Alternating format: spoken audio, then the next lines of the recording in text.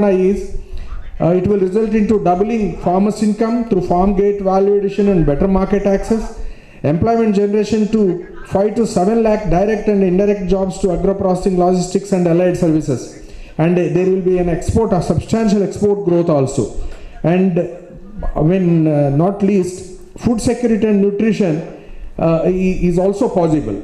So the way forward is ASSOCHAM urges the government of Telangana to adopt a cluster-based, technology-driven and partnership-oriented policy framework that accelerates the transformation of agriculture into a robust industrial ecosystem.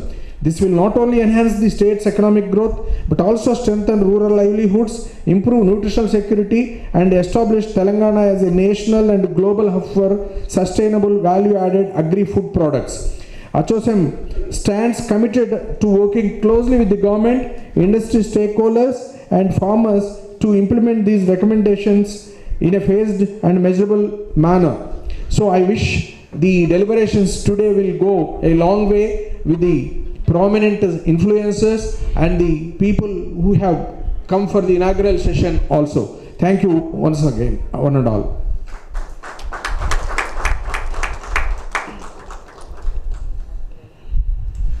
Thank you, sir.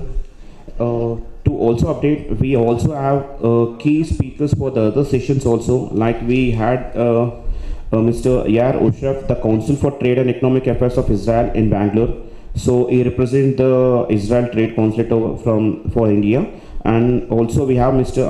Anuj Prasin, the Trade and Investment Commissioner for Algeria, the High Commissioner of Canada from New Delhi also. Now I request Mr. Gopinath Koneti Garu, the Partner and Senior Advisor for Food and Agriculture, KPMG India. Thank you.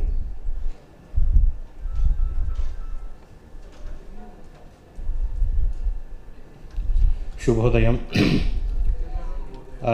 Dignitaries on the dais, Shri Rangai Garu, Shri Venkateshwara Garu, Shri Raju Reddy Garu, Rambabu Garu ఇంకా రావాలి.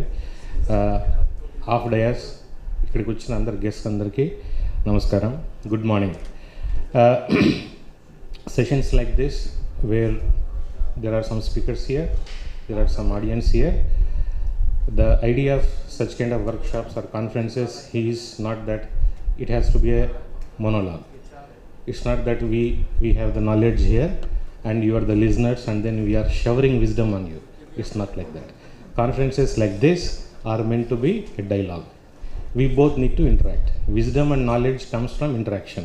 So the purpose is today, thanks to ASSOCHAM and the organizers, they have kept a lot of good speakers and good audience, so that the purpose of these conferences is each one of you should take a target of at least meeting 10 new persons, interact, understand what each other are doing. That's how knowledge will flourish, that's how wisdom will spread. Okay, that's Gyan. Now coming to the subject, I am Gopinath. I am a partner for food and agriculture in KPMG. I am a passionate person who works in food and agriculture sector. By nature, I come from a farming family. Luckily, I have also studied agriculture. Luckily, I am also working in agriculture. God bless all of us. Now, whenever we speak about, let's say, the strengths of India, there are certain attributes of India that we need to keep it in mind. These are very basic things. Most of you might be already knowing. There are many more learned people in the audience, but for the discussion purpose, I'll repeat again. We are a tropical country. What does it mean? We are a country with very varied temperature, weather patterns. In fact, we are one of the few countries, or maybe one of the only country in the world, which has 127 agroclimatic zones. That means we have a very varied climate for every 50 kilometers or 100 kilometers. That gives the diversity for our production, for our consumption. That's why everybody says the popular saying, you discover a new India for every 100 kilometers, because our habits, our production systems, these things, they change across India. That is one. And second, we are one of the very few countries bestowed with growing more than 2 seasons. In fact, there are many districts in India which produce happily 3 crops a year. So that's again in the biggest strength.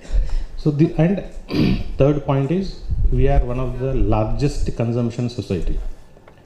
Now the latest whatever tamasha that is happening on tariffs, etc., we need not worry, because as long as there are some sectors which will get impacted in the short to medium term, but as long as we are one of the largest consumption society of everything, we need not fear of any external pressures on us. That's the might of India. Then fourth, compared to, let's say, when I was studying agriculture 25 years back, almost 30 years back, the support available for agriculture, I mean the entire value chain of agriculture, there are farmers. If you look at the stakeholders, there are farmers, some middlemen, some processors, some retailers, wholesalers, exporters. So this is the entire spectrum of agri value chain. The kind of support available from state and central governments and from even private agencies was not so much in the past, but today the situation is very, very supportive. Many of you might be knowing the kind of startup ecosystem we have, the kind of funding we have on majority of the technology based agri-tech startups, etc. The environment is much more conducive. It's only that if you sit at home, things come knocking your door. They don't come knocking your door and then give you something on platter. So for the right mindset, India has very good opportunities today. We have, as I said, there are many learned people today in this room. If we interact more, there can be many more opportunities that can come in terms of consumption, in terms of how we produce crops, etc. Everything is changing. Since we have the whole day here, we need to interact more, but I leave with one thought. India has been a country which has focused its entire agricultural strategies based on production. This is one of the important things for all of us to consume. It's not that I am saying because I am an expert like that, but I am just saying that we have formulated all our policies, strategies based upon production of crops. Now we need to change that slightly to consumption linked production. So if governments and private agencies, entrepreneurs, everybody starts looking from consumption point of view, probably there will be a change and better economic returns for the producing stakeholders who are majorly farmers. So look at how rural areas and urban markets and rural markets and urban markets are consuming various things and try to produce them. That is what is now, and our strategies also need to be linked to consumption related and not, because as you know, our state, Telangana, was not so much producing in terms of rice. Today we have abundance of rice production, but is that required, or could we have diverted some of that production into slightly maybe other better crops, better remunerative crops, etc. So this is something, a thought that I leave you with, but we are all available for interaction, and I would like to meet a lot of new faces. I will also take a target of meeting at least 10 new persons. Thank you, and look forward.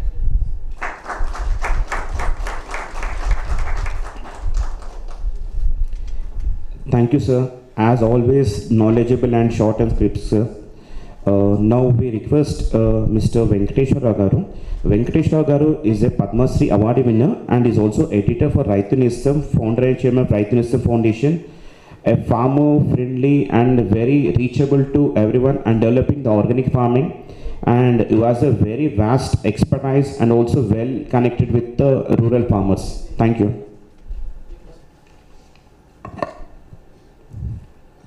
అందరికీ నమస్కారం.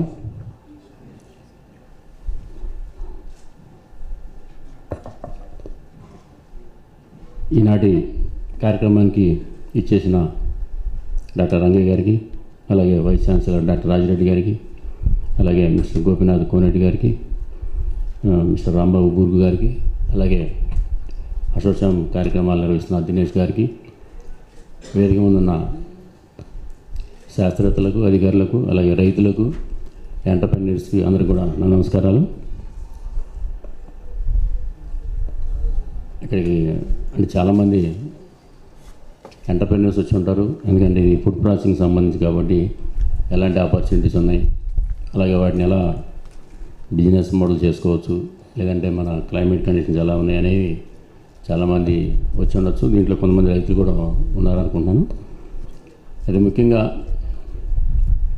ఈరోజు తెలంగాణలో food processing ఏ విధంగా రైతులకు అందించాలి, food processing units కానీ, లేదంటే food ప్రాసెసింగ్లో అంటే రైతులు పండించిన ఉత్పత్తులకి ఏ విధంగా మార్కెటింగ్ కల్పించాలి, ఏ విధంగా వాటిని ప్రాసెస్ చేసి అమ్ముకోవాలి, డబుల్ ఇన్కమ్ ఎలా చేయాలనేది ప్రభుత్వం ఆలోచన, అలాగే అసోచామ్ వారి ఆలోచన కూడా అదే ఉంది.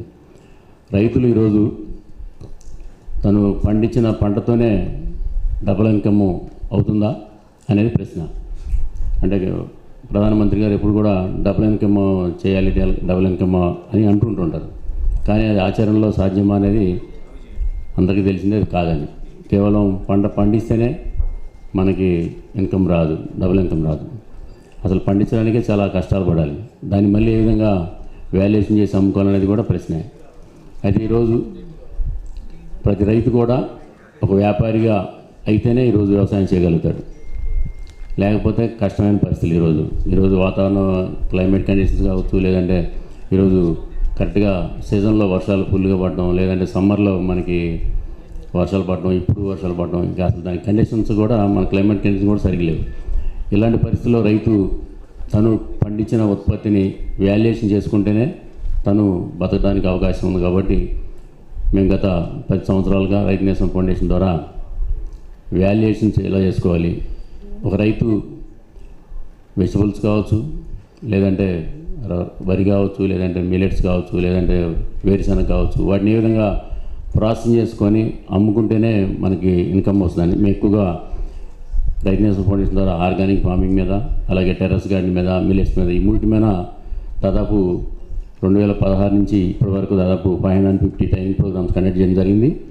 కొన్ని కోట్ల మందికి మా ద్వారా ఇన్ఫర్మేషన్ పాస్ చేయడం జరిగింది. మా రైతు నేస్తం యూట్యూబ్ ఛానల్ ద్వారా దాదాపు 13 lakhs సబ్స్క్రైబర్స్ కూడా ఉన్నారు యూట్యూబ్ ఛానల్లో.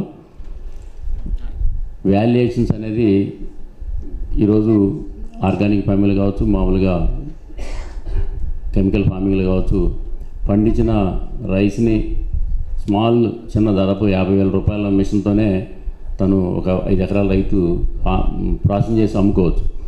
దాదాపు 50 రూపాయలు అమ్ముకుంటే దాదాపు 70 నుంచి 80 రూపీస్ వరకు బయట ప్రాసెస్ చేసి అమ్ముకోవచ్చు. పెద్ద కష్టం కాదు.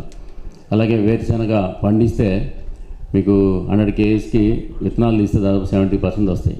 70% అంటే ఈరోజు కేజీ 65 రూపాయలు కాయలు అమ్మినట్లయితే 70% వస్తే 70 ఇంటూ సీడ్ అమ్మితే కనుక దాదాపు 10,000 అబవ్ వస్తుంది. కానీ కాయలు అమ్మితే 6,500 అవుతుంది. దాదాపు 50% వేరియేషన్ ఎక్కడ ఉంది. దాన్ని మళ్ళీ ఆయిల్ కనుక తీసి అమ్మితే దాదాపు ఇంకొక 50% వచ్చే అవకాశం ఉంది. అంటే ఆయిల్ దాదాపు 40% వస్తుంది. అంటే 70% విత్తనాల్లోంచి 40% అంటే దాదాపు 30 లీటర్స్ ఆయిల్ వస్తుంది. 30 లీటర్స్ ఆయిల్ అమ్మితే దాదాపు 12,000 అవుతుంది. దానిలో మళ్ళీ పిప్పి కానీ వేస్టేజ్ అమ్మితే అనదర్ 2,000 రూపీస్ వస్తుంది. దాదాపు 14,000-15,000 వచ్చే అవకాశం ఉంది రైతుకి. అంటే మనం 100 kgs అమ్మితే ఆయిల్ తీసేటప్పటికి డబుల్ ఇన్కమ్ వచ్చే అవకాశం ఉంది. అట్లా రైతుని మోటివేట్ చేయాలి, రైతులను కూడా ఎంకరేజ్ చేయాలి. ఎందుకంటే దానికి కావాల్సిన ఇన్వెస్ట్మెంట్ కావచ్చు, ప్రాసెసింగ్ మిషనరీస్ కావచ్చు, వాటిని కనుక ప్రభుత్వం సపోర్ట్ చేయగలిగితే కనుక వాళ్ళకి ఎలాంటి మిషనరీస్ వచ్చే అవకాశం ఉంది. అలాగే మిల్లెట్స్ పండిస్తే మిల్లెట్స్ ప్రాసెసింగ్ ఈరోజు చాలామందికి మిల్లెట్స్ ప్రాసెసింగ్ ఎలా చేయలేదు. ఎందుకంటే మన రైస్ మిల్ లాగా మనం రైస్ని ప్రాసెస్ చేసినట్లు మిల్లెట్స్ని స్పెషల్గా మిషనరీస్ కావాలి. ఈరోజు మనకి హైదరాబాద్లోనే హబ్ ఉంది, మిల్లెట్ హబ్. కానీ ఈరోజు ఎంతమందికి దాదాపు 2 years అయిపోయింది మనకి మిల్లెట్ హబ్ దీర్ఘ ప్రకటించి. అయినప్పటికీ ఇంకెక్కడ జిల్లాల్లో కూడా ప్రాసెసింగ్ యూనిట్ లేవు. మనం కూడా వారి మీద ఒత్తిడి తెచ్చి జిల్లాకు ఒక ప్రాసెసింగ్ యూనిట్ కనుక మిల్లెట్స్ కనుక ఉంటే దాని ద్వారా మిల్లెట్స్ పండిస్తారు. ఈరోజు అందరూ కూడా రైస్ కానీ గోధుమలు కానీ తింటలేదు. క్రమంగా ఫ్రూట్స్ వైపు వెళ్తున్నారు, అలాగే మిల్లెట్స్ వైపు వెళ్తున్నారు, డిఫరెంట్ ఫుడ్ తీసుకుంటున్నారు. అందువల్ల ప్రాసెసింగ్ అనేది హైదరాబాద్లో ఎక్కువగా చేయాలి. కాబట్టి వెజిటబుల్స్ కావచ్చు, ఎందుకంటే వెజిటబుల్స్ కూడా ఈరోజు చాలామంది పారేస్తున్నారు, అంటే పారబోస్తున్నారు రేట్ లేక. లేదంటే ఈరోజు టమాటా పండిస్తే దాన్ని మళ్ళీ సాగు చేసి అమ్ముకోవచ్చు. చిన్న మిషనరీ దాదాపు 25,000-50,000 మిషనరీస్ కనుక తీసుకుంటే కనుక రైతు గెట్ అవుతాడు. వాళ్ళకు కూడా మేము రైతులకి ఏం చెప్తామంటే, మీ దగ్గర ఇన్కమ్ అంటే పెట్టుబడి లేకపోయినట్టయితే ఈ ఫార్మర్స్ ప్రొడ్యూస్ ఆర్గనైజేషన్ ఏర్పాటు చేసుకోమని చెప్తున్నాం. ఎందుకంటే FPOల ద్వారా అయితే కనుక మనకి సెంట్రల్ గవర్నమెంట్ ఫండ్ ఇస్తుంది, వాళ్ళకి కావాల్సిన ఆఫీస్కి కావాల్సిన ఫండ్ ఇస్తుంది, అలాగే CEO శాలరీ ఇస్తుంది. కాబట్టి దాని ద్వారా ఇన్పుట్స్ ఏదైతే ఉన్నాయో మిషనరీస్ కావచ్చు, లేదంటే మనకి ఇన్పుట్స్ కావచ్చు, బ్యాంక్ నుంచి లోన్ తీసుకోవడానికి కూడా ఫస్ట్ ప్రిఫరెన్స్ ఎఫ్యూఎల్కి ఇస్తుంది. కాబట్టి ఎఫ్యూఎల్ ద్వారా ఈ ప్రాసెసింగ్ మిషన్ కనుక అరేంజ్ చేసుకుంటే ఫుడ్ ప్రాసెసింగ్ చేసుకొని డబుల్ ఇన్కమ్ తీసుకోవడానికి మంచి అవకాశాలు ఉన్నాయి. ఈరోజు సబ్జీ కూలర్స్ వచ్చినాయి. ఈరోజు ఫ్రూట్స్ కూడా మనం 1 వీక్ వరకు స్టోర్ చేసుకోవడానికి దాదాపు 30-40,000లోనే మనకి మిషనరీస్ వచ్చినాయి. అట్లా వాటి ద్వారా కూడా మనకి రైతులకి సపోర్ట్ చేయడానికి అవకాశం ఉంది. అందువల్ల హార్టికల్చర్ యూనివర్సిటీ ఈరోజు మనకి తెలంగాణలో ఎక్కువగా హార్టికల్చర్ క్రాప్స్ ఎక్కువగా వేస్తాం. కాబట్టి మ్యాంగో కావచ్చు, లేదంటే బత్తాయి కావచ్చు, ఇవన్నిటి మీద ఫుడ్ ప్రాసెసింగ్ యూనిట్స్ కనుక మనం ఏర్పాటు చేయగలిగితే, అసలు రీసెర్చ్ సెంటరే మన దగ్గర లేదు నేను చెప్పాలంటే. హార్టికల్చర్ యూనివర్సిటీ కూడా ఒక మంచి రీసెర్చ్ సెంటర్ కావచ్చు, లేదంటే ఒక ఇంజనీరింగ్ కాలేజ్ కావచ్చు, మిషనరీకి సంబంధించిన ఫుడ్ ప్రాసెస్ సంబంధించిన యూనిట్ కనుక మనం నెలకొల్పగలిగితే మనకి ఇంకా రైతులకి బెనిఫిట్ అవుతుంది. మనకి చుట్టుపక్కల దాదాపు ఎక్కడికి వెళ్ళినా మనకి సౌకర్యం, రవాణా సౌకర్యం ఉంది. ఈరోజు హైదరాబాద్ చుట్టుపక్కల దాదాపు 200 కిలోమీటర్లు ఎక్కడి నుంచైనా ఫార్మర్ రావడానికి వెళ్ళడానికి కూడా అవకాశాలు ఉన్నాయి. ఈరోజు రైతు కూడా గ్రామాల్లో ప్రాసెసింగ్ యూనిట్స్ కనుక ఏర్పాటు చేసుకుంటేనే, గ్రామాల్లో రైతులు పండించిన పంటని అక్కడే ప్రాసెసింగ్ చేసి అమ్ముకుంటే మనకి ఈరోజు పట్టణాల నుంచి గ్రామాలకు వస్తాయి, గ్రామాల నుంచి పట్టణాలకి డబ్బులు వెళ్ళాల్సిన పని లేదు. పట్టణాల నుంచి గ్రామాలకు పైసలు వెళ్తేనే రైతులకి మంచి బెనిఫిట్ ఉంటుంది. ఎందుకంటే అందరూ కూడా ఈరోజు ఎక్కడికి వెళ్ళినా రవాణా సౌకర్యం ఉంది కాబట్టి ఎక్కడి నుంచే తెప్పించుకుంటారు. ఈరోజు రైతు పండించిన డైరెక్ట్గా రైతు దగ్గర నుంచే మీరు తీసుకోవడానికి అవకాశాలు ఉన్నాయి. కాబట్టి రైతుని ఆ విధంగా మోటివేట్ చేయగలిగితే, మీరందరూ కూడా చాలామంది ఎంటర్ప్రెన్యూర్ కావచ్చు, అయినప్పటికీ రైతులు కోట్ల మంది రైతులు ఉంటారు. కాబట్టి వాళ్ళ ద్వారా ప్రొడక్ట్స్ని నేరుగా వినియోగదారులు కనుక తీసుకుంటే మంచి ప్రోడక్ట్ లభిస్తుందనే ఆలోచన ఉంటుంది. కాబట్టి అందరూ ప్రతి ఒక్కరు కూడా మీ వంతు మీరు బిజినెస్ చేసుకున్నా కానీ ఇండైరెక్ట్ నేను కూడా ఒక రకంగా నేను కూడా న్యాచురల్ ప్రొడక్ట్స్తో పేరుతోటి ఒక 4-5 షాపులు నిర్వహిస్తున్నా. అయినప్పటికీ నేను రైతులను మోటివేట్ చేసేది ఎందుకంటే ఇన్కమ్ ఎలా పెరుగుద్ది, ఎలా వాళ్ళకి గెట్న అవ్వాలి. ఈరోజు ఒక చిన్న ఫ్యామిలీ, 5 ఎకరాల ఫ్యామిలీ రైతు సస్టైన్ అవ్వాలంటే అంత ఈజీ కాదు, చాలా కష్టపడాల్సి వస్తుంది. ఈరోజు వానానక ఎండనక అతను ఎంత కష్టపడ్డా కానీ అంత ఇన్కమ్ రావట్లేదు. ఎందుకంటే ఒకవైపు ఎడ్యుకేషన్ సిస్టమ్ కావచ్చు, లేదంటే ఒక హాస్పిటల్ సిస్టమ్ కావచ్చు, వాళ్ళకి కావాల్సిన సౌకర్యాలు అందుబాటులో లేవు. కాబట్టి ఖర్చులు ఎక్కువ పెట్టాల్సి వస్తుంది. అందువల్ల వారిని దృష్టిలో పెట్టుకొని మీరందరూ కూడా రైతులకు విధంగా కృషి చేయాలని చెప్పి నేను కోరుకుంటున్నాను. అలాగే మేము రైతు నేషన్ ద్వారా ప్రతి సంవత్సరం కూడా అవార్డులు ఇచ్చి వాళ్ళని ప్రోత్సహిస్తున్నాం రైతులకి. అలాగే ఎవరైతే ఎంటర్ప్రెన్యూర్స్ ఉన్నారో, ఎవరైతే ఇన్నోవేటర్స్ ఉన్నారో వారిని కూడా ఎంకరేజ్ చేస్తున్నాం. ఇప్పుడు ఇక్కడికి చాలామంది ఫుడ్ ప్రాసెసింగ్ యూనిట్ వాళ్ళు ఉన్నారు. వాళ్ళు కూడా ఫుడ్ ప్రాసెసింగ్లో మనకి ఈరోజు హైదరాబాద్లో ఫుడ్ ప్రాసెసింగ్ చాలా ఉన్నాయి ఉండడానికి. కానీ రైతులకి ఎంతమంది అందుబాటులోకి వచ్చినాయి కూడా ఆలోచించాలి. వారికి అవేర్నెస్ కల్పించాలి. ఫుడ్ ప్రాసెసింగ్లో ట్రైనింగ్లు కండక్ట్ చేయాలి. ఎందుకంటే ఈరోజు ప్రాసెసింగ్ చాలా ఈజీ, కానీ వాళ్ళు మిషనరీ దగ్గరికి వెళ్ళి వాళ్ళు ప్రత్యేకంగా చూడడానికి ఎవరిని అనుమతించరు. అందువలన ప్రభుత్వమే వాటిని కనుక ట్రైనింగ్ సెంటర్స్ ఏర్పాటు చేసి ప్రాసెసింగ్ యూనిట్లు కొన్ని అంతకంటే పెద్ద ఖర్చు కాదు, అంత కలిపి 10 lakhsలో పెడితే కనుక దాదాపు 30-40 యూనిట్స్ వచ్చే అవకాశం ఉంది. ఫ్లోర్ మిల్ కూడా చాలామంది తెలియదు, దాదాపు 10-30 వేల రూపాయల్లోనే మనకి వస్తుంది. దాదాపు 40,000 పెట్టుకుంటే మనకు రైస్ చిన్న మినీ రైస్ మిల్ వస్తుంది. అలాగే మిల్లెట్స్ 1 lakhలోనే మనకు మిల్లెట్స్ ప్రాసెసింగ్ చేసుకోవచ్చు. అంటే చాలామంది తెలియని విషయాలు రైతులకి మనం అందరూ తెలియజేయాలి. ప్రభుత్వం ద్వారా అసోచామ్ కూడా దాన్ని కనుక ముందుగా తీసుకుంటే మేము కూడా అవేర్నెస్ ప్రోగ్రామ్స్ జిల్లాల్లో ఫుడ్ ప్రాసెసింగ్ మీద అవేర్నెస్ చేయడానికి మేము కూడా మీ తోడుంటామని చెప్పి నేను తెలియజేస్తున్నాను. అలాగే ప్రభుత్వం కూడా స్పందించి ప్రతి జిల్లాలో ఒక ఫుడ్ ప్రాసెసింగ్ యూనిట్, అలాగే దానికి కావాల్సిన మిషనరీస్ అన్నిటి కూడా ట్రైనింగ్ ఇవ్వడం, అక్కడే రైతులు పండించిన ఉత్పత్తులను కనుక తీసుకొచ్చి అక్కడే ప్రాసెసింగ్ చేసుకునే అవకాశం కూడా కల్పించాలి. ఎందుకంటే అందరూ కూడా ఫుడ్ ప్రాసెసింగ్ యూనిట్లు తీసుకోలేరు. కాబట్టి అక్కడ ఒక మేజర్గా ఫుడ్ ప్రాసెసింగ్ యూనిట్ క్లస్టర్ లాగా ఏర్పాటు చేసి కనుక చేసుకున్నట్లయితే అన్నీ ఒకసారి ఉంటే రైతులు అక్కడికి వస్తారు, ట్రైనింగ్ తీసుకుంటారు, వాళ్ళకి కావాల్సిన ప్రాసెసింగ్ చేసుకుంటారు. వాళ్ళు వెళ్ళి మళ్ళీ ట్రైనింగ్ అయ్యి వాళ్ళు మిషనరీ కొనుక్కుంటారు, వాళ్ళు వినియోగదారులకు డైరెక్ట్గా అమ్ముతారు. వాళ్ళు డైరెక్ట్గా ప్యాకింగ్ ఈరోజు రైతు పండించిన దాన్ని వాటిని ప్రాసెసింగ్ చేసుకోవడం, వాటిని మళ్ళీ లేబులింగ్ చేయడం, మార్కెటింగ్ చేయడం అనేది కూడా మనం ట్రైనింగ్ ఇవ్వాల్సిన అవసరం ఉంది. ఎందుకంటే వాళ్ళకి ఈరోజు అంత దగ్గర సెల్ ఫోన్ ఉంది. సెల్ ఫోన్ ద్వారా మనకి ఈరోజు మెసేజ్ని వరల్డ్ ఎక్కడికైనా పంపించే అవకాశం ఉంది. ఈరోజు రైతు పండించిన వాటిని కనుక తను ప్రాసెసింగ్ చేసి లేబులింగ్ చేసి మార్కెటింగ్ చేసి మంచి నేమ్ పెట్టుకొని కనుక పంపిస్తే ఈరోజు వరల్డ్లో ఎక్కడికైనా పంపించే అవకాశం ఉంది. వాటిని ఏ విధంగా ప్యాకింగ్ చేసుకోవాలి, ఈరోజు అనేక రకాల ప్యాకింగ్ కూడా సిస్టమ్ అలాగే ఉన్నాయి. అంటే మనకి ఎక్కువ లైఫ్ స్టైల్ డ్యూరేషన్ ఎక్కువ ఉండడానికి వ్యాక్యూమ్ ప్యాకింగ్ వచ్చింది. అన్ని రకాల ప్యాకింగ్ కూడా వాళ్ళకి మంచి ఎక్స్పీరియన్స్ ఇవ్వాల్సి వస్తుంది రైతులు కూడా. ఎందుకంటే అట్లా కనుక మనం వాళ్ళు కనుక ఈ ట్రైనింగ్ సెంటర్లు ఏర్పాటు చేసి వాళ్ళు కనుక వేసినట్టే వాళ్ళకి డబుల్ ఇన్కమ్ వచ్చే అవకాశం ఉంది. కాబట్టి మీరందరూ కూడా ఒక సైంటిస్టులు ఉన్నారు, ఇక్కడ ఎక్స్టెన్షన్ ఆఫీసర్లు ఉన్నారు, అగ్రికల్చర్ ఉన్నారు, హార్టికల్చర్ ఆఫీసర్ ఉన్నారు, వెటనరీ ఉన్నారు. వీటిలో ఈరోజు వెటనరీలో కూడా మటన్ కావాలి, చికెన్ కావచ్చు, షీప్ అండ్ గోట్. ఎందుకంటే రైతు కేవలం పంట పండించడమే కాదు, దానికి కావాల్సిన కొన్ని గొర్రెలు పెంచాలి, కొన్ని మేకలు పెంచాలి, కొన్ని కోళ్ళు పెంచాలి, కొన్ని పశువులు ఉండాలి. అంటే రైతు ఉదయం నుంచి సాయంత్రం వరకు తను చేసే పనిలో దృష్టి కేంద్రీకరించి కనుక చేస్తే ఇన్కమ్ డెఫినెట్గా ఎక్కువ వస్తుంది. ఎందుకంటే కేవలం క్రాప్స్లో పండించినప్పుడు ఇన్కమ్ తక్కువ వస్తుంది. కాబట్టి వీటిలో అడిషనల్ ఇన్కమ్గా మష్రూమ్స్ కావచ్చు. మష్రూమ్స్ ఈరోజు అందరూ కూడా ఆఫ్టర్ కరోనా తర్వాత మనందరూ కూడా ఫుడ్ అవేర్నెస్ బాగా పెరిగింది కాబట్టి మష్రూమ్స్ తింటున్నారు ఎక్కువగా, హనీ తీసుకుంటున్నారు. ఎందుకంటే హనీ బాక్సులు పెట్టుకోవచ్చు, అలాగే మష్రూమ్ యూనిట్స్ పెట్టుకోవచ్చు. అంటే ఎవ్రీ మంత్ రైతుకి అదనపు అడిషనల్ ఇన్కమ్ కనుక వస్తే తను హ్యాపీగా ఉండడానికి అవకాశం ఉంది. అందుకని ఇంటిగ్రేటెడ్ ఫార్మింగ్ని ఎక్కువగా ఫోకస్ చేసి ఈ ప్రాసెసింగ్ సెంటర్స్, ప్రాసెసింగ్ యూనిట్స్ కనుక నెలకొల్పితే రైతు కూడా సంతోషంగా ఉంటాడని మీ అందరికి తెలియజేసుకుంటూ మా రైతు నేస్తం ద్వారా ఇంకా అనేక కార్యక్రమాలు మేము చేస్తున్నాం. దాదాపు అగ్రి మీద దాదాపు 90 బుక్స్ కూడా పబ్లిష్ చేయడం జరిగింది రైతు నేస్తం పబ్లికేషన్ ద్వారా. అలాగే దాదాపు ప్రతి సంవత్సరం దాదాపు 2011 నుంచి పద్మశ్రీ ఐవి సుబ్బారావు రైతు నేస్తం పురస్కారం పేరు మీద అవార్డ్స్ ఇస్తున్నాం. అలాగే మిద్దె తోటలు చేసే వాళ్ళకి ఎవరైతే టెర్రస్ గార్డెన్ చేస్తున్నారో దాదాపు 4 రోజుల నుంచి ప్రముఖ కథా రచయిత తుమ్మిడి రఘుతుమ్మిడి గారి పేరు మీద అవార్డ్స్ ఇస్తున్నాం. అలాగే ప్రతి ఆదివారం ట్రైనింగ్ ఇస్తున్నాం. అలాగే 3 days ట్రైనింగ్ ప్రోగ్రామ్ కండక్ట్ చేస్తున్నాం. అంటే సాయిల్ టెస్ట్ దగ్గర నుంచి పోస్ట్ హార్వెస్టింగ్ వరకు ఎలాంటి పద్ధతులు అవలంబించాలి రైతు. అంటే ఒక రైతు ఒక ట్రైనింగ్ దగ్గరికి వస్తే తనకు ఉన్న అవకాశాలు కావచ్చు, లేదంటే ఒక ఎంటర్ప్రెన్యూర్. ఈరోజు చాలామంది ఐటీ వాళ్ళు కానీ, లేదంటే చాలామంది డాక్టర్లు కావచ్చు, చాలామంది ఆర్గానిక్ ఫార్మింగ్ చేయాలని ముందుకు వస్తుంటారు.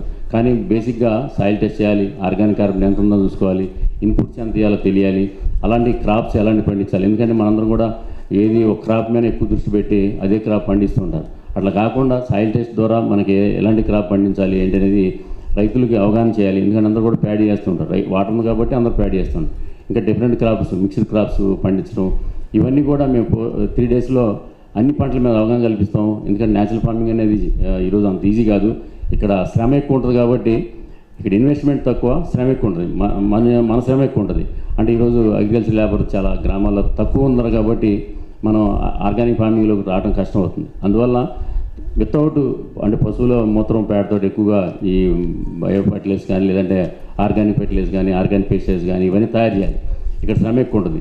అందువల్ల ఆర్గానిక్ ఫార్మింగ్ రావట్లేదు. చాలామంది సైంటిస్టులు కూడా ఉంటారు, వాళ్ళు రీసెర్చ్ చేసి అంటే వితౌట్ ఆవు మూత్రం పేడతో కాకుండా కేవలం పచ్చిరొట్ట పైర్లతో ఏ విధంగా మనం సాయిల్ని ఎంత చేసుకోవచ్చు, ఆర్గానిక్ కార్బన్ పెంచవచ్చు అనే దాని మీద కూడా కొంచెం మోటివేట్ చేస్తే కనుక, రీసెర్చ్ చేసి కనుక చేస్తే కనుక ఆర్గానిక్ ఫార్మింగ్లోకి చాలామంది వస్తుంటారు. ఎందుకంటే ఈరోజు చాలామందికి న్యాచురల్ ప్రొడక్ట్స్ తినాలని చెప్పేసి ఆలోచన పెరిగి ఈవెన్ మీట్లో కూడా చాలామంది ఆర్గానిక్ మీట్ దొరుకుద్దా అని అడుగుతూ ఉంటారు. అలాగే ఎగ్స్ అడుగుతూ ఉంటారు, ఆర్గానిక్ ఎగ్స్ ఉంటుంది. దానికి ఇచ్చే ఫీడ్ కూడా చాలా ఇంపార్టెంట్ కాబట్టి అటు పశుగ్రాసాలు, ఫీడ్ కానీ అవన్నీ కూడా అందరికీ అందుబాటులో తీసుకురావాలి. ఎందుకంటే కేవలం ఆర్గానిక్ అనగానే దానికి బేస్ నుంచి చాలా చేయాలి.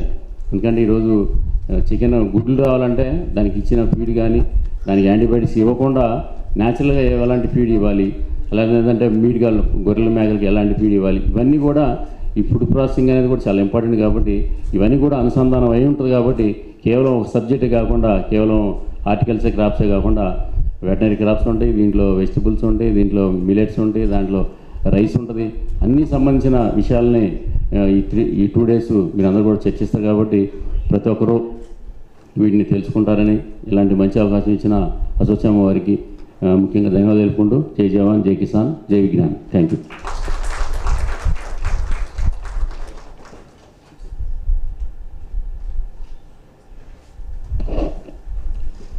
So thank you, sir, Mr. Venkateshwar garu, for your words and all the key aspects what have been discussed, sir.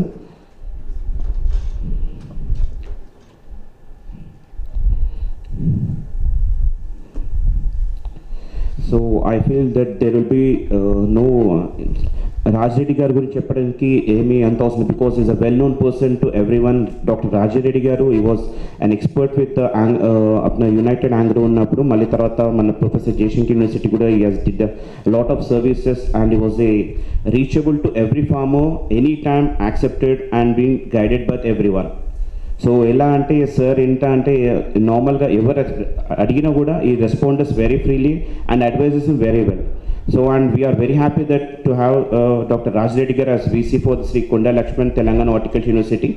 And also thanks to you, sir, for coming us and gracing this occasion in such a short notice, sir.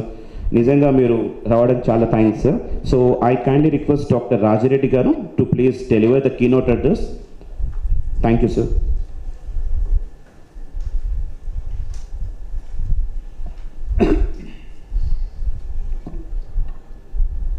Good morning to one and all.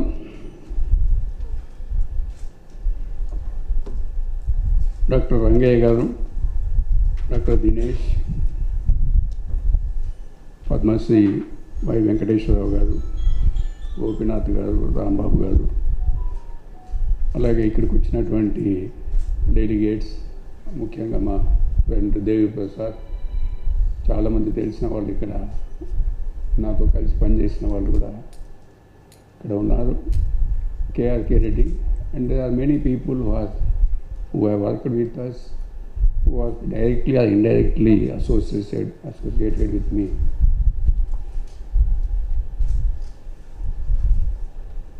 I think this is a very good occasion, and I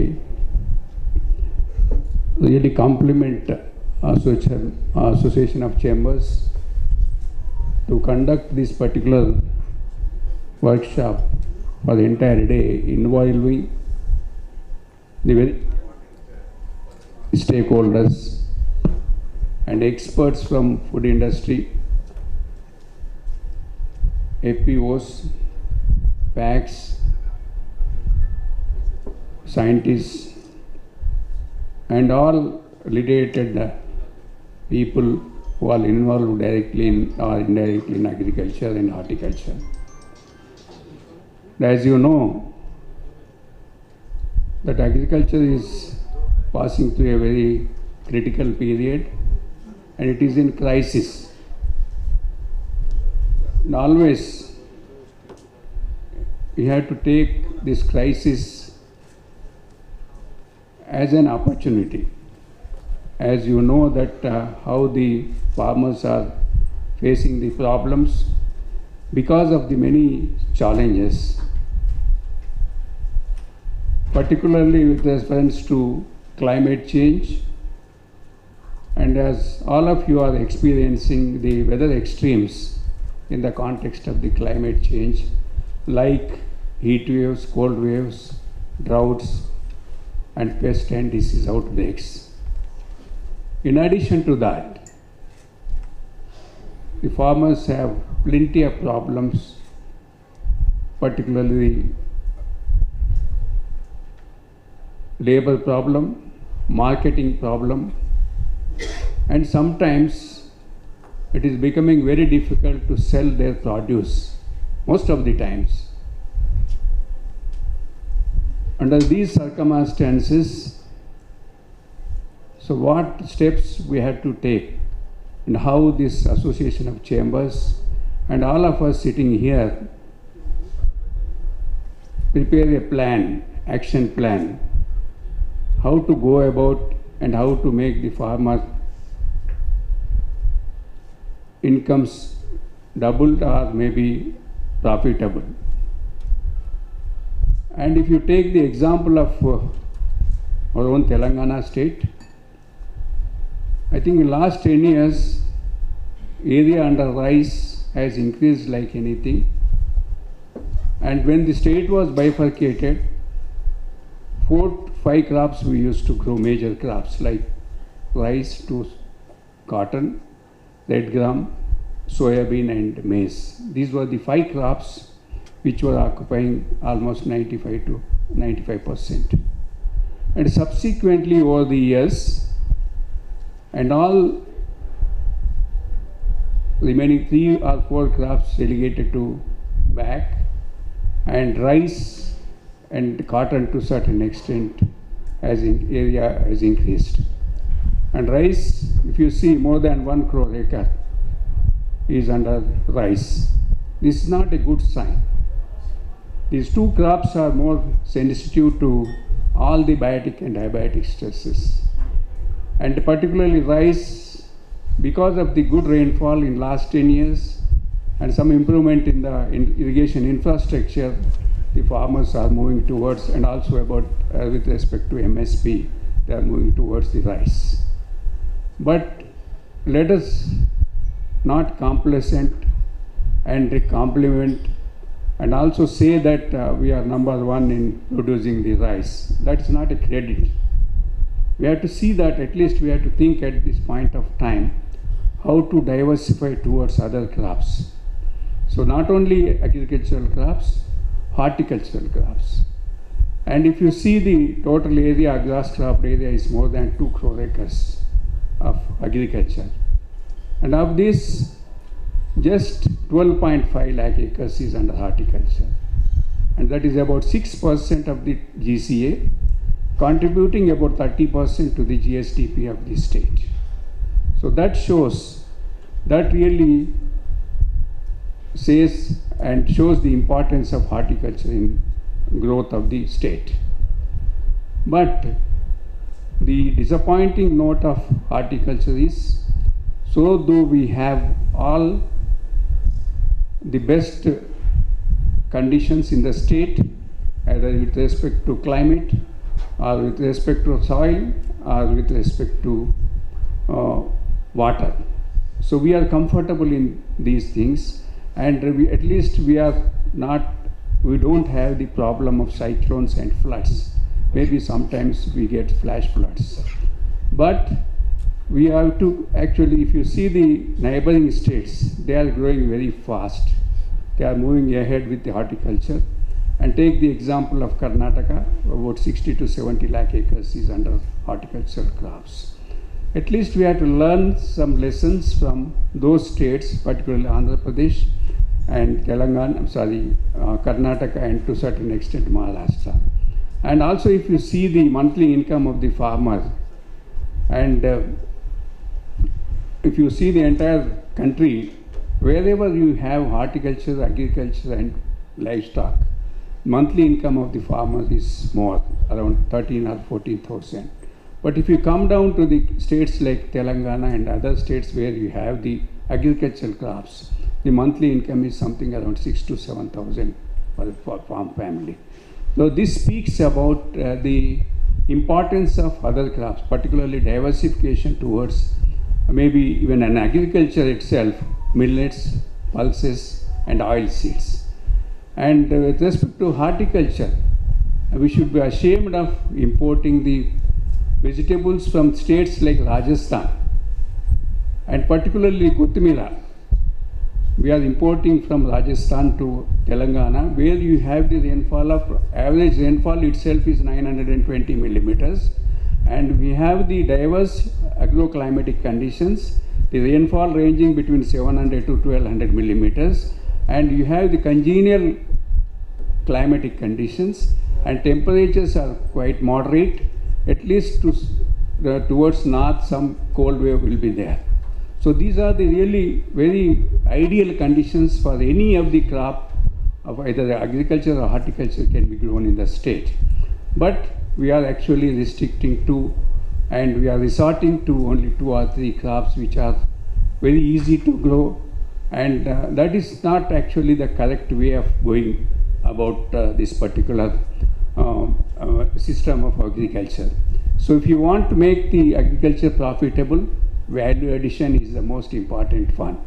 And particularly in horticulture, you have all perishable goods, almost something like post-harvest losses to certain extent 13 to 40%, sometimes 100%, as all of you see along the roads, how these tomato are being thrown and other crops are being, particularly the fruits are thrown. So that means we have to see that how these products are to be actually processed and value added and actually we had to think of these activities as far as the processing is concerned, and post-harvest handling, and that is also a very important one. And for example, if you take the mango, simply just by covering a mango cover, the quality of the mango is getting increased. So that speaks really about the importance of the value addition, and also some of the tips which actually needs to be taken care by the farmers. And here we are in short of the vegetables, and something around 1.5 to 2 lakh acres area we are in deficit. So that needs to be actually breached in future, and we have prepared a perspective plan for the state of Telangana, which is likely to be released in a week's time by the Honorable Chief Minister. And fruits, if you take, we have good number of fruits which can be cultivated in the state of Telangana, and we are in excess of mango and to certain extent citrus. So instead of these two crops, other crops like pomegranate, fig, and all exotic crops we have, those things are to be addressed, and good management practices. And there is a lot of scope for organic farming in horticultural crops. That same is not the case with the agricultural crops, where you have the larger area. And you can touch upon any kind of the technology which can be tried in horticultural crops, whether it is the organic farming, whether it is the natural farming, and these are to be tried. And we have good management practices developed by the Horticulture University during last 10-15 years, and we have good number of varieties that are being developed by the university, good technologies, and all climate resilient technologies are being developed by the university. And for this processing industry to grow and to improve the export potential of these products, there is every need to have a good product. So that means right from the cultivation to consumption, this value chain approach that needs to be looked at in different stages. We cannot work in isolation. So this right from cultivation to up to the marketing and consumption, each step who is actually the partner, who is actually the stakeholder. So right from the farmer and trader and processing and all these people, and looking at the consumer preference. So that is also very important. So like this, at each stage we have to see. So we have challenges like labor is a problem, and low productivity, and inadequate infrastructure facilities, and the government of India is actually giving a lot of importance to the processing. But no taker is there, and nobody knows what is happening, and nobody knows how to tap those funds. And it is the responsibility of all of us to prepare an action plan or roadmap, how to tap those funds and how to improve the economic returns of the farmers. So that should be looked at during this entire one-day workshop. And the particularly processing industry, small industries at district level, that is the most important part. And also marketing, and not necessary to have a very big market at mandal level. You can have a very small market facility with the cold storage facilities and all other facilities which needs to be provided for improving the access of these vegetables or fruits to the consumers. And probably you have seen how the consumption of these fruits and vegetables has increased after the COVID. And lot of, even if you go to any house, nobody is offering tea and other things. They are offering fruits and juice. So that is a change that what we have seen, and we have to take the advantage of that particular situation and see that farmers' incomes are increased. And also you can't say that agriculture is waste, horticulture is waste, and livestock. You can't work in isolation. You have to work in terms of, in particularly the integrated farming systems approach. So that is the order of the day. And if you, particularly agricultural crops, horticultural crops, and livestock, these three together only the farmer's income will be improved, and the agriculture contribution towards the GSTP will be more. So like this, these are the issues which are to be addressed, and we have the, at least the government is, the proactive government, we have and all the officials and Honorable Minister is favoring the horticulture industry in recent years, and as you know that every day he talks about the oil palm. So that is really making a breakthrough in oil palm area increase. And in the years to come, at least if you meet to a certain extent the requirement of the oil from our own country, reducing the burden of this foreign exchange. So like this, and the government, I'm happy to say that the government already permitted to have the integrated pack house and also some radiation, these facilities, irradiation facilities also they are thinking. And if you prepare a good plan, at least not many things, recommendations. So normally what we do is we prepare a number of pages of recommendations. Those pages of recommendations has no place. Even in our own scientific discussions, we do good things, we do lot of recommendations. They have no value actually. If you just come out with 4 or 5 recommendations, which are really useful, which can be implementable, which can be actionable, that will be of immense help. And we can take, if you just by the end of the day, if you can give us, at least we will give it to the Honorable Chief Minister and Honorable Minister for Agriculture, and APC is also very much interested in horticulture. And the other day, just 2 days back, when they came to our university, they were overemphasizing, not emphasizing, overemphasizing about the importance. So otherwise, it is very difficult even to government to handle such a huge, bulky product from the agriculture side, that is rice, producing, and you can't even, it is very difficult to store and very difficult to sell and very difficult to handle.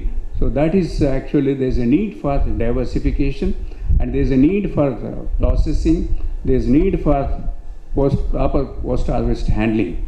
So these are some of the views which I thought of expressing before you, and I think this is a very right time you have chosen, and definitely it is going to help. And please see that at least this delegation should go to the government saying that these are the solutions, these are the issues which are to be addressed. And probably they take and because money is not a problem, because a lot of money is available with the government of India. It is our initiative, that is the most important part. So that way let us make use of this opportunity, and this right time, right decision to have this Agri Summit here 2025, and let us take and let us be #1 in the country as far as the processing is concerned. And I am ready to provide any kind of facility in our university to establish processing units, establishing some modern technologies and any other facilities. And we are going to conduct a very important national seminar next month. All of you are invited, a national seminar on climate change impacts on horticultural crops. And this is the right time, because as you know that particularly in the horticulture, last few days, there's heavy rain downpour in different parts of the state, how these inclement weather is affecting the horticultural crops and also agricultural crops. So that means this climate change is going to play with the lives of the farmers, and particularly the vegetable farmers, fruits, and all these are highly sensitive to the climate extremes, weather extremes. So I think these are some of the views which and also, as you rightly said, the cluster-based approach, whether it is the farm, whether it is the vegetables, or whether it is the flowers. So we have all these crops which have high potential, and we have prepared even not only actually everybody talks about the development of clusters around the city. It is not necessary that. So in the days to come, probably we will not have any agriculture surrounding the city. So you have to go to towns, you have to go to districts, and surrounding the district, first you have to start from village. You should have self-sufficient for village, and go to next level, and like that we have to plan. And every level you should have the processing and storage facilities. So then only the farmer will be happy, and the entire state will be happy, we will be happy. So that is the most important part. And with these few remarks, I am really thankful to the organizers for inviting me to be a part of this particular conference. I will definitely take some of the few of your recommendations, and definitely we will have a separate session in the climate change, that conference with the industry and other people, so that at least some useful recommendations will go from the conference. All I think very, very important people are coming from Delhi, and I request all of you to be a part of that conference, and I wish the conference success, and so thank you very much. Thank you very much.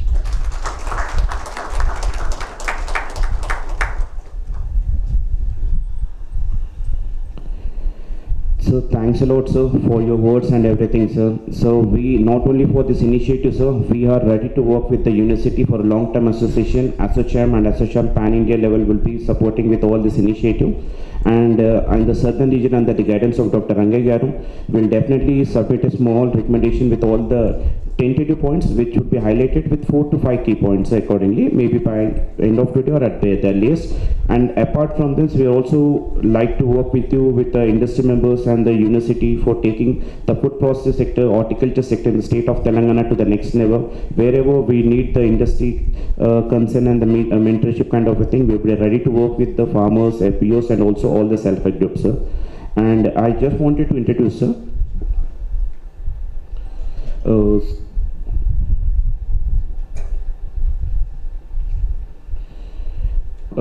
to the esteemed guests and all the dignitaries. So with the Avalon Consulting, one of the key consulting firm across in the state and in the country, we are working with Avalon Consulting, and with the support of the Avalon Consulting, we have worked on a team-wide TPMO for unlocking the potential of the agriculture and food processing industry in Telangana.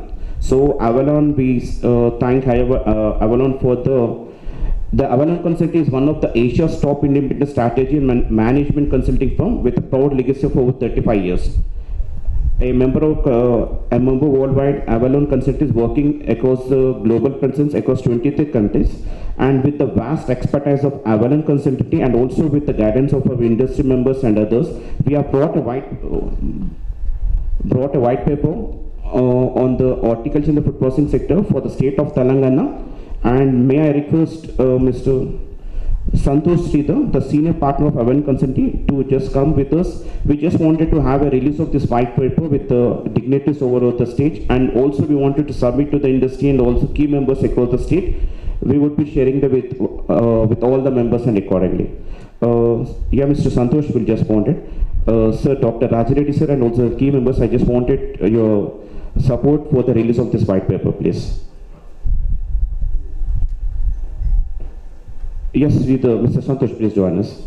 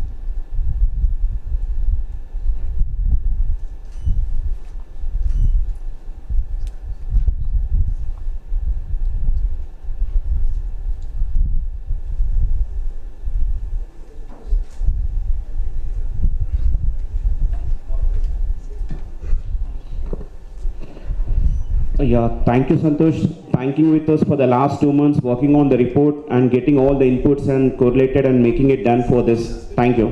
And thanks to Avalon Consulting. Now with all this, I request our co-chair, Mr. Rambabu Garu, the co-chairman for ASSOCHAM Telangana State Development Council, and is also the executive director and the CTO of the Pranava Group. So Pranava is into the real estate construction and also IT sector. So I now formally request Rambabu Garu to please deliver this vote of thanks. Thank you.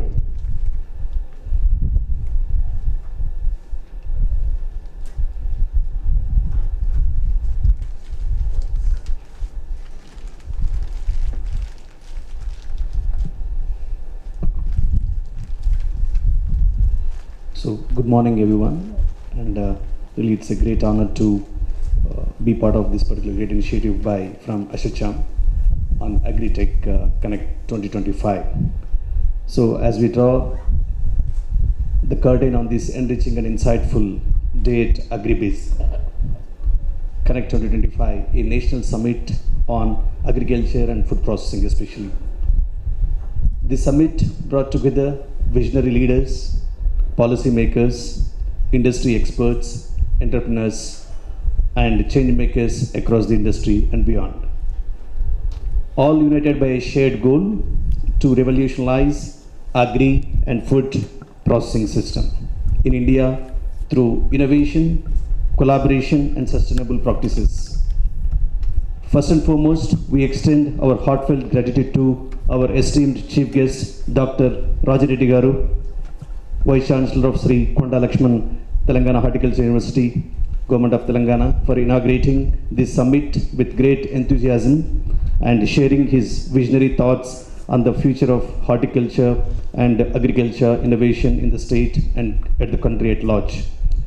So it's a great, really glad to give a very constructive suggestions and recommendations, sir.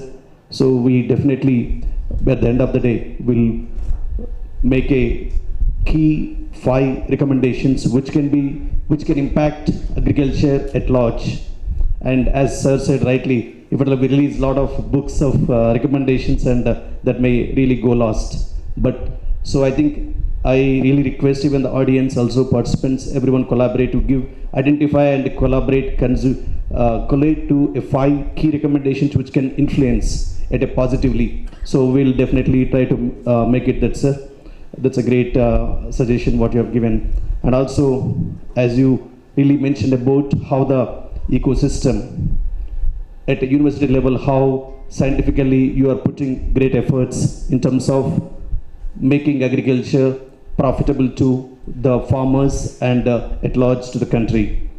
So, and here also I think what I noticed is that the key thing, there are a lot of initiatives taken by government, but they are not getting implemented at the ground, maybe due to lack of awareness or its lack of in between many systems in place which may not be understandable to the farmers and key stakeholders. So I probably will look as ASSOCHAM, maybe a bridge between government and industry. Probably will try to fill some of the gaps, whatever we can do. Thanks, thanks for that. And also we are deeply honored by the presence of Padma Shri Mr. Yadlapalli Venkateshwara Rao Garu, editor, Raitu Nestam, and founder, chairman, Raitu Nestam Foundation. So really, let us all applause Mr. Venkateshwara Rao Garu for their team for making and organizing this agriculture. With a round of applause, please. So it's great, sir. You are taking initiative every weekend. You are organizing sessions and also trying to put a lot of digitally. You are trying to educate and also trying to also increase the impact. Or I think we have seen, even you also sounded very loudly that it's a food processing units are missing element in the ecosystem. So how a simple example what you have explained about tomato, if a tomato is getting spoiled, if a sauce, soup cheshe, processing unit unte, we can use it really convertible easily. But that particular system is missing in our overall ecosystem. Probably, definitely, I think let us all together work together and make it a usable, ecosystem. And also special thanks to Mr. Gopinath Kuneti Garu, partner and senior advisor, Food and Agriculture, KPMG India, for offering us your valuable insights into market trends and agriculture, agri-financing and policy alignment, giving us a bird's eye view of opportunities for transformation in the sector. So we express our sincere appreciation to Dr. Rangaya Garu, Visetlam Chair and Agriculture Food Processing Council, ASSOCHAM, Southern Region and founder CEO. Womenevo Agro-Food Park Private Limited, for your leadership in fostering and entrepreneurship in innovation within the agriculture ecosystem. I think his unwavering commitment to the cause of agriculture innovation and sustainable food systems has been instrumental in shaping this event. Basically, Rangegari, I think with great motivation and support, only we are able to make this particular initiative from ASSOCHAM. he has been the subject matter experts, and also in this zone, I think with his support, we are able to make it. So I think thank you and for being a pillar of strength and a beacon of inspiration. So to all, not last, not but the least, also Mr.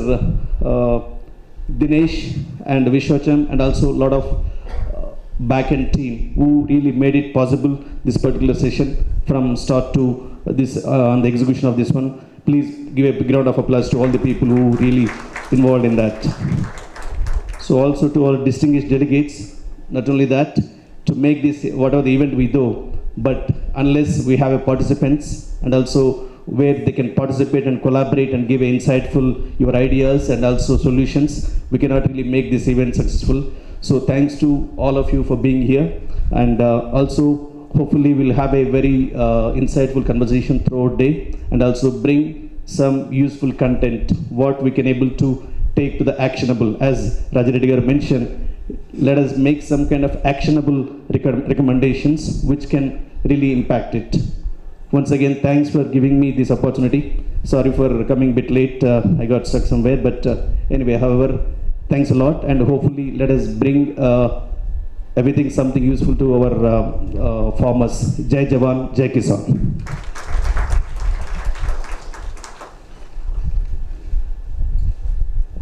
Thank you. As a token of appreciation, we want to give a small sapling to the dignitaries on the dais. So may I request Dr. Range garu to please hand over the sapling to Dr. Raja Reddy garu.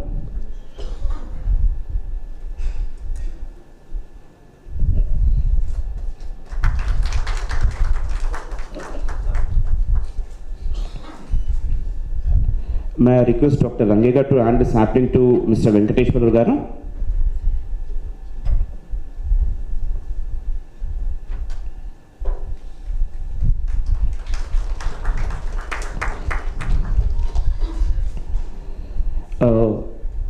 May I request Dr. Range to hand the sapling to Gopinath garu.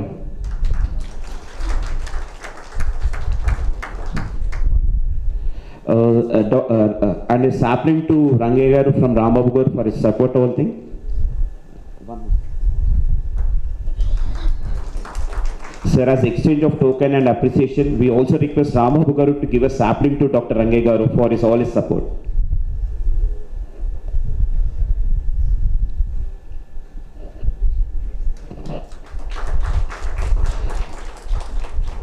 Thanks to all the dignitaries and sponsors, SBI, Union Bank of India, NABARD and other things. So we have a group photograph, please.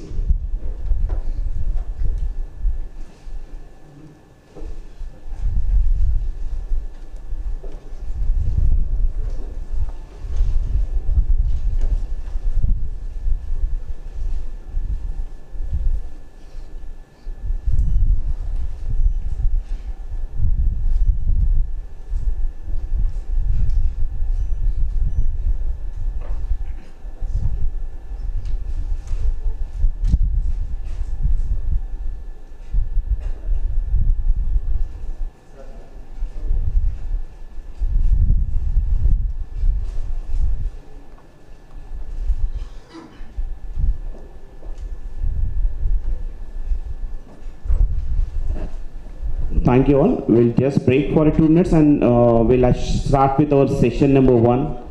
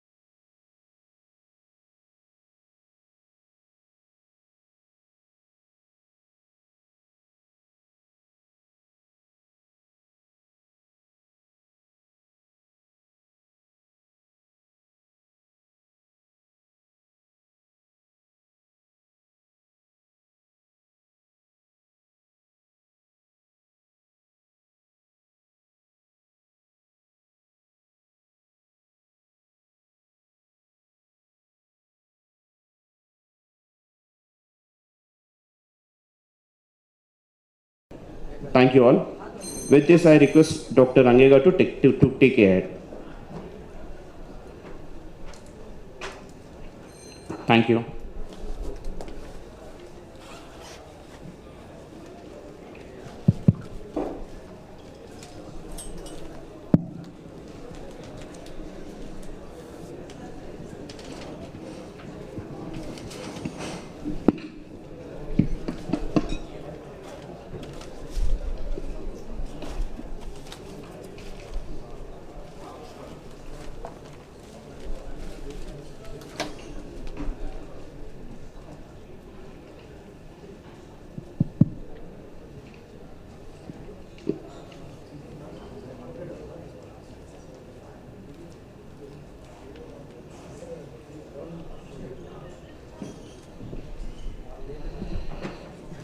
The delegates in the lobby, may I request to please step in. We will be having a networking time there. I request all to please join back.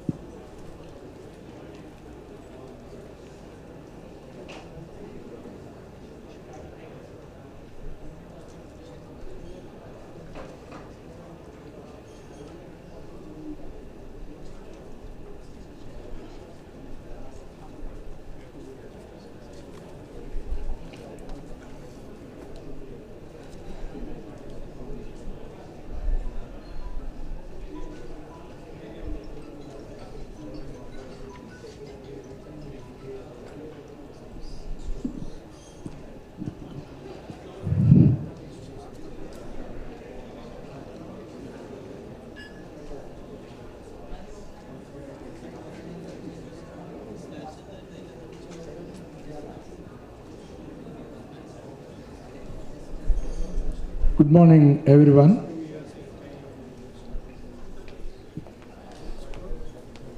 I think this is one of the very prominent and most important sessions.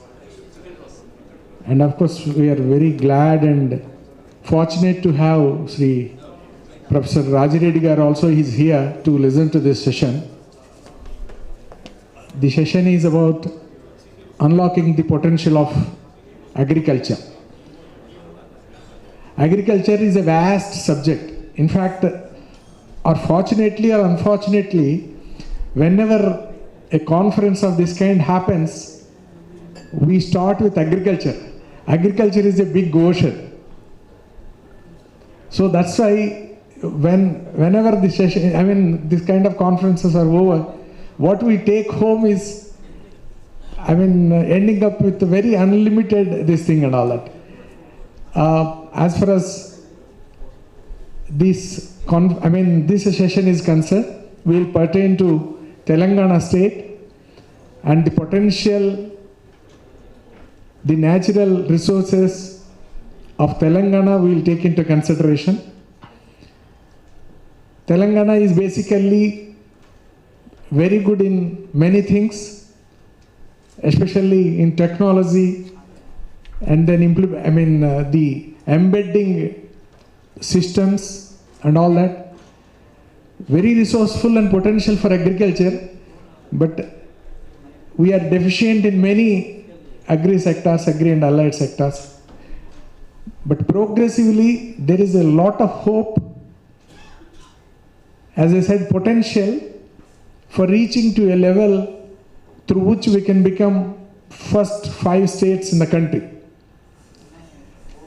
So we have very influential, prominent panelists sitting next to me. And as you all know, we have horticulture, supported by Horticulture University, Horticulture University, and then state government's horticulture department. We have Veterinary University, a very big livestock component is there. We have supported by Veterinary University and the Department of Animal Husbandry. And we have agriculture with sericulture and then many other crops and all that. supported by Agricultural University. So like that, the state is equipped with many national institutes, very renowned, and they are very big enough to support us. So the unlocking the potential or the resources of the state's nature to grow into multifold in value. For example, if I say we are producing first generation of products, say for example rice, we only eat rice. We don't add any value to make it a 5,000 per kg product. So there is a vast potential, and I see in the inaugural session people talking about we'll shift to rice to some other crop and all that. But the whole globe is talking about why we should shift to some other these things when farmers has got expertise in producing high yield crops, and then why don't we do from statutory part, government part or something like that, do some value addition project and then use all our rice for such value addition, making it more returnable.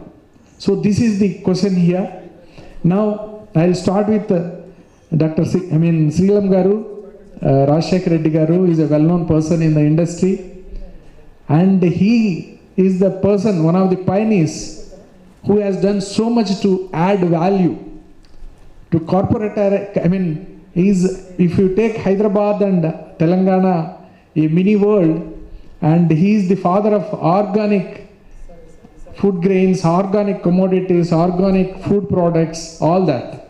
So he is father of this thing, and he has achieved a lot, and he is on the apex now. And now we will be very happy to have him here and then understand the kind of value addition in the retailing for the agriculture products. Rajshekar Reddy Garu, you have been into this, and then you have sold, we are buying rice for 40 rupees, 50 rupees, and you have taught the industry to sell the same rice for 200 rupees, 500 rupees and all that. Of course, I am just telling example. So how this is possible, and what are your inputs and advices to the rest of the entrepreneurs and the farmers in this particular aspect?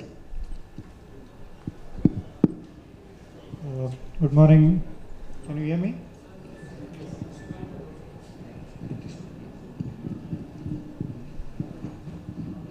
Hello.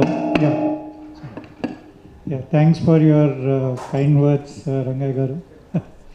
So obviously, I think perhaps we are one of the few companies which is involved in the complete farm-to-fork value chain. So today, I think I was just trying to go through my past notes. We have two challenges. One is particularly food grains production. Today the availability is about 1 kgs per capita per day. Obviously all of us know we don't consume that much food grains. At best we consume 600, 700 grams or 800 grams including dals, rice and other things. So that's one challenge, we have a huge surplus. Then the second challenge is, not challenge but opportunity I would say is today I think the food and grocery market is about 45 lakh crores and it's growing, and then about 16-17% is packaged commodities. So balance is all sold loosely, but this trend is growing every day. People are more and more preferring packaged products. So a day will not be far away, perhaps 5-10 years, where it will be at least 30-35% share of that. And third opportunity is obviously today I think the per capita GDP is about $2,500, and typically if you compare China at $2,500, things started suddenly moving up. So I guess hopefully if it is something similar, our experience is something similar, then we can look forward to increased consumption. So that means people have more disposable income. Obviously, our idea is not to sell things at 200 rupees, but definitely at a premium, primarily because when we create different attributes, in our case it is primarily about organic, right?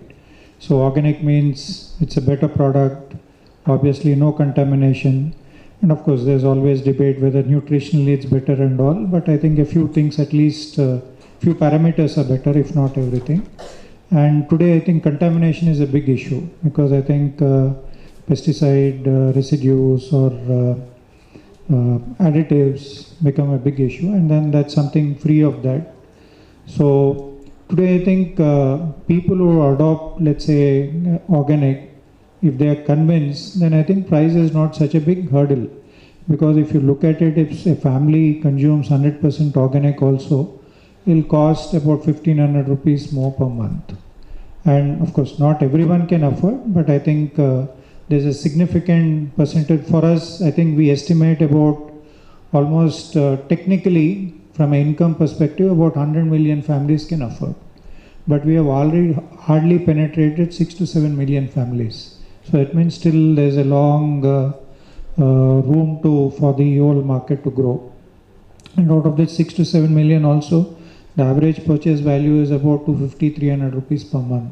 So that means few people are buying bulk of the things, balance people are buying one or two products once in a while. Is this changing? Pre-COVID, we estimated the penetration to be only about 2 million families. Today, in about 4-5 years time, thanks to COVID and also associated awareness about health, it's gone to about almost 6 million families, and then obviously a lot more work needs to be done to increase the penetration. So I think if we are able to communicate what we are doing, and then also provide a tangible proof that what we are giving, people are willing to pay higher price.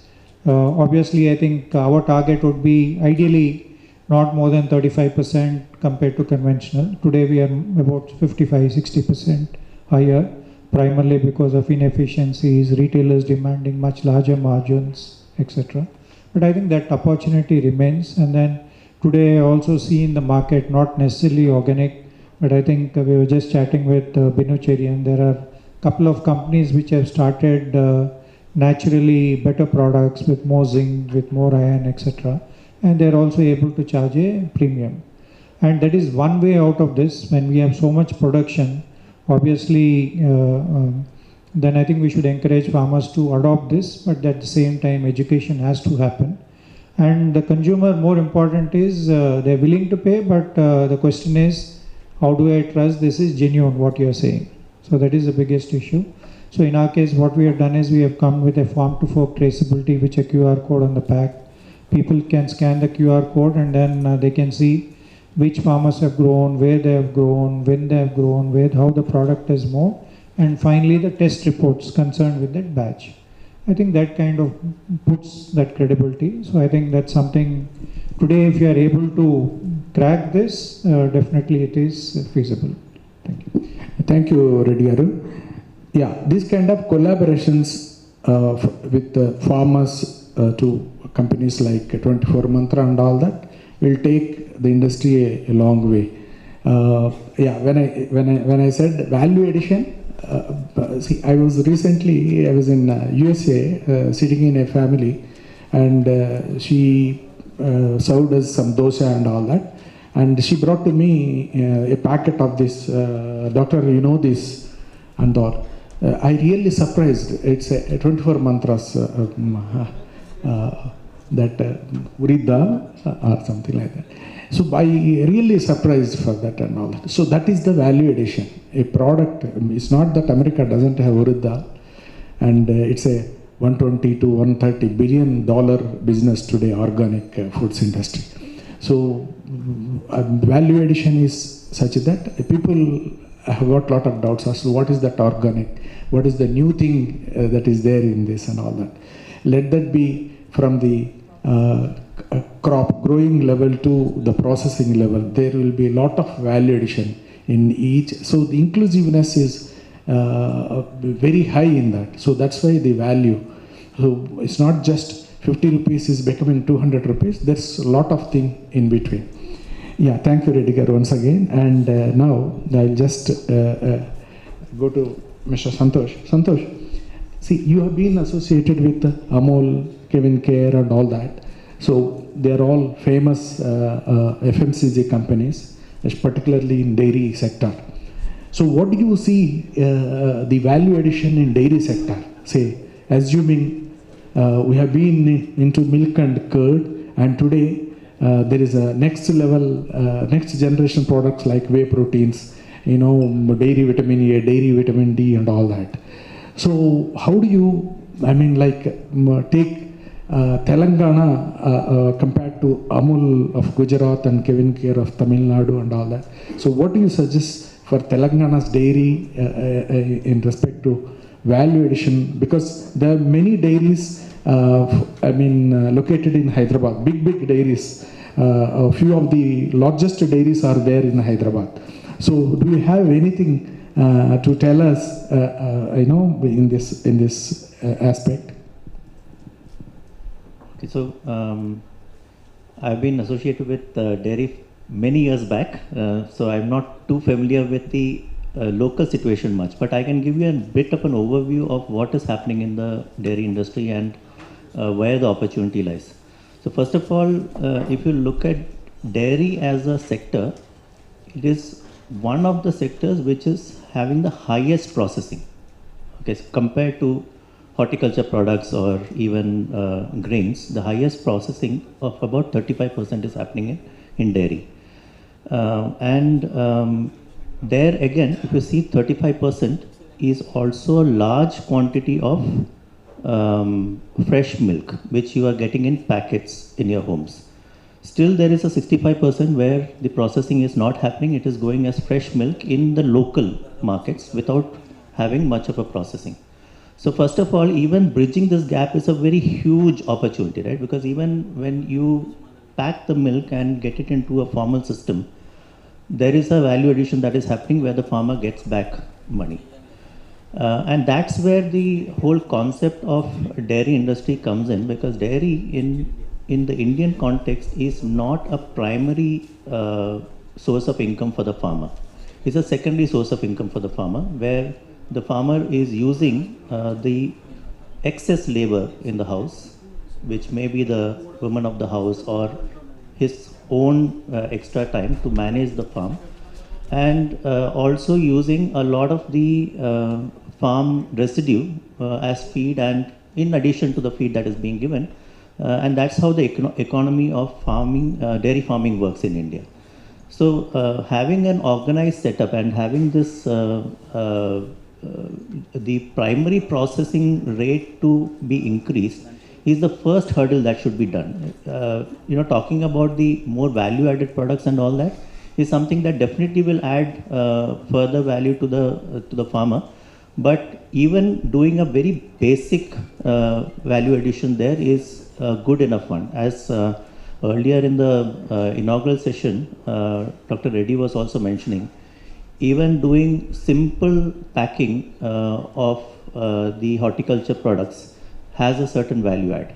So I think as a state, if we were to focus on promoting dairy, the first initiative should be in terms of developing the processing infrastructure closer to the farm, such that there is a procurement happening and there is a first level processing that is happening. If that happens, and if the milk starts flowing into a formal system, then the capital that is generated out of that can be used for having more and more value-added products.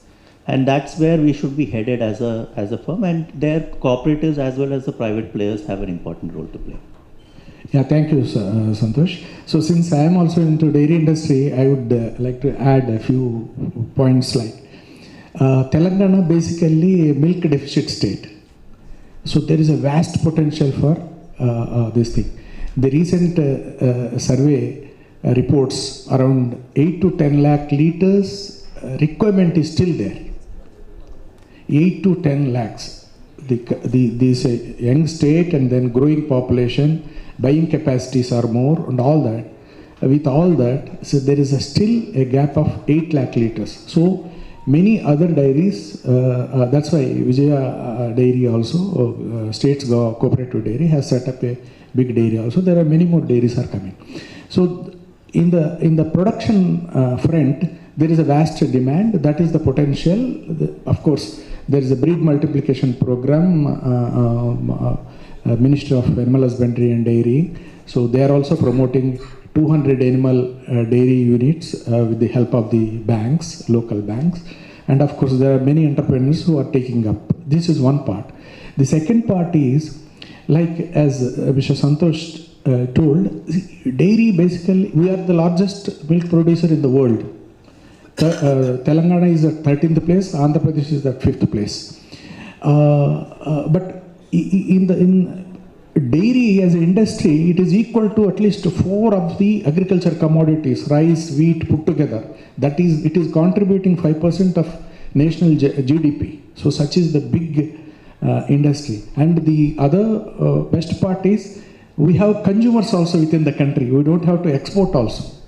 See, we import almost 1,000 metric tons of whey protein from elsewhere. We don't produce whey protein in the country. We don't have such processing facilities for various reasons. But one is basically investments. So that potential is also there. There is no whey powder plant in South India itself. Whey powder, Hyderabad itself uses 1,000 tons every month. Confectionery industry, we don't have. So cheese plant, only 1 or 2 cheese plants are there in South India. So there is a lot of demand. There are surplus milk states, there are milk deficit states. So if we spread across, and there are, huge potential. And despite having said this, 40% only organized in the country. There are 60% unorganized sector still to be toppled, to explode. So these are the various potential things in dairy industry. So now I'll switch over to Mr. Binu Cheriya. Sir, you have been into, biofortification, nutritional security and all that. So would you mind telling us how, because Hyderabad itself is a big market, Telangana is strategically located and a very good hub for big business. So you think, you have to tell us, is that fortification is necessary in the enhancing nutritional security instead of exploring the natural nutrition, micronutrition in the ingredients. I think you understood what I'm trying to tell us. See, there are two things to enhance nutrition security. When there is already a natural nutrition available in every ingredient, why we should add? Having added, is it really enhancing, or is it really available to the body? Is it bioavailable?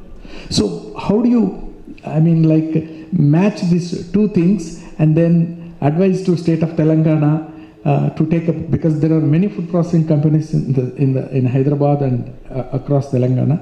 So you can suggest us whether we can go for this biofortification or fortification or whatever it is, or suggest some processes wherein we increase the shelf nutrition and then make it available for the market. So very good morning, and thank you so much, sir, for that question.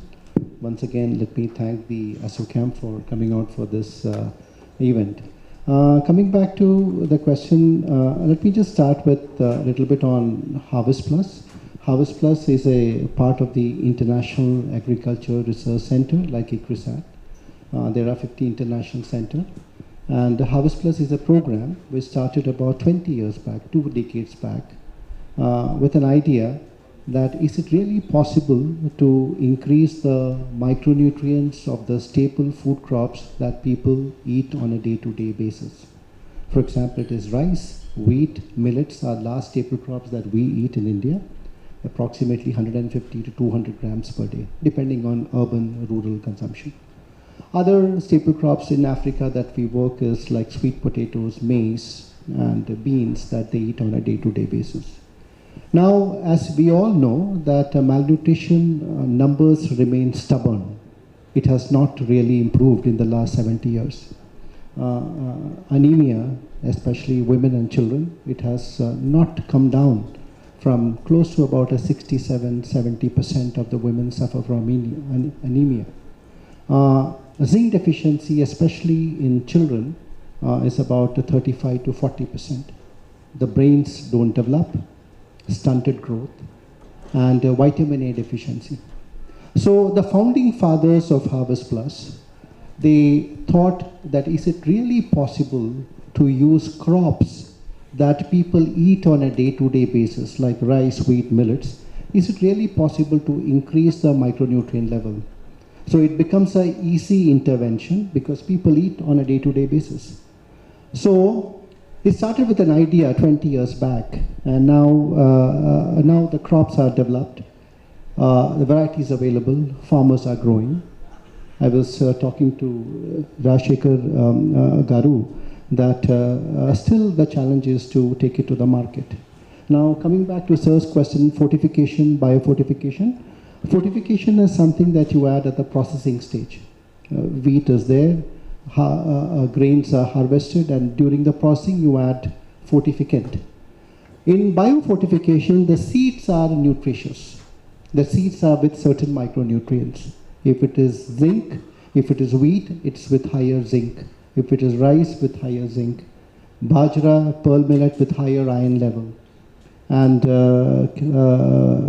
ragi, finger millet with higher calcium level. Sweet potatoes with vitamin A. We don't eat a lot of cassava, but cassava with sweet potatoes. Lentils, masoor dal with higher iron level. Now the question that why this is required. In the last 70 years of crop development, during the Green Revolution, the focus was on increasing the productivity of the crop. But that is what the farmers required at that point of time. Everybody was focusing on productivity. So plant breeding, when you develop varieties, the focus was all on on developing varieties which are higher yielding. Somehow in the breeding process, we left behind the trait like nutrition into the plant breeding. So now there's a great focus on nutrition. Harvest Plus collaborates with Indian Council of Agriculture Research to develop certain standards. For example, pearl millet, we have come out with a standard that if you have to develop a variety, it should have a certain level of micronutrients. So the question is, do you require these varieties? I would say yes, because all the varieties might not have the same level of micronutrients that you see. And we don't have a kind of a standard at this point of time whether these varieties should have a minimum level of standard. So we have at Harvest Plus, when these varieties are developed, I can touch upon 1 minute on how these varieties are developed for those of you who are interested, is that the scientists go back to the seed bank or the gene bank, and they analyze the seed with a machine, which is now, of course, we have a latest machine called XRF machines, which can test it within 40 minutes. Earlier it was all petri dish when we started long time back. And these XRF machines were used in mining industry. But we have been able to calibrate this for plant breeding now. And so they test the micronutrients of the varieties or the gene bank. And once you know there's a variability of the micronutrient. For example, let's talk about pearl millet. Now there are lines with 20 ppm and there are lines with 140 ppm. Now if you were to look at the varieties which are grown, the maximum is about 50 ppm. So what do scientists do is, scientists take the lines which are 170 ppm, they use it for crossing and they develop new varieties. So as you said, is it really bioavailable? Yes, different percentage of bioavailability, but these are bioavailable now. We have done about 150 nutrition studies in collaboration with various universities. And these all are publicly published now, and which says that these are efficacious in nature. One of the studies that we have done in India with pearl millet is with SNDT University and Cornell in Maharashtra, and where bajra, in a 9 months intervention, it has improved the brain function and it has improved the iron intake, especially in school-going children. So I'll stop here at this point of time, and still maybe next round we'll talk a little bit on what we do and which states we work. Thank you. Thank you, Mr. Binu. Yeah, what you said is 100% correct. So fortification, biofortification, they are two, the two distinct methods or the sentences. Of course, biofortification is one of the advanced things, and wherein, of course, there is no question of bioavailability there. It is bioavailable. Yeah. Now, I'll just, Mr. Umesh, you have been into consultancy and all that, and you strived hard to bring in a lot of systems into the industry and all that. Can you throw some light on how these systems and then certifications, these things will help in enhancing the value addition? Thank you. First of all, I say, I think the big clap to all the farmers, those are coming here for this session. And this session will definitely help you. Why? Because the farmer need to understand their value first. And farmer need to be an entrepreneur first. Is my entire journey. I seen the farmer always feel that we are producing and somebody will come and somebody will take my produce. I will be the relaxed. But now the scenario has changed. The farmer need to grow their produce and take their produce up to the consumer. And in that value addition, I think the government has taken a lot of initiatives like farmer producer companies or the cooperatives. They have to come together, collaborate, and that collaboration will definitely add their value, because the farmer always having the challenge, and it will be challenges will be the day by day, it will be get increases. But the challenges will be the solve due to the with the collaboration and with the togetherness. If you see our successful model, or the biggest FMCG company in India is the Amul. Amul is just about the cooperative model, and they sustain and it is the biggest company not only in India. They have started their operation in the US and other things. So whenever you are going start from the farm to fork, the farmer or any growing person need to understand he need to not only grow, add certain value, then and then only he will get the better price. Because if you see if any crop is growing and going to the consumer, it will be near about 5 times value addition, or the price increase near about 5 times. And whenever that price is added, so you will be the part of that with the improving the quality, improving the system, improving the traceability. That will help you to add value and create the story and get your produce very good value in the domestic and the international, both the market. Thank you. Thank you, Umesh. So now, before we take the questions from your side, we'll have a small round with the same question to all our panelists. So earlier, 30-40 years back, we were nowhere in the world's agriculture production. Today, we are number 1, number 2, number 3, number 4 in everything. So we have achieved substantially in terms of the size. Now today, the value addition, in terms of revenue, we have to look at now. So wherein the farmers will get more income, and then the state exchequer also will get more GDP, nutritional security will be there, employment generation will be there. All that are possible during this course, this thing and all that. So now I request each panelist to throw some light on what is your take or advice to the farmers and then industry, this thing and all that. Especially there are many horticulture specialists in front of us sitting.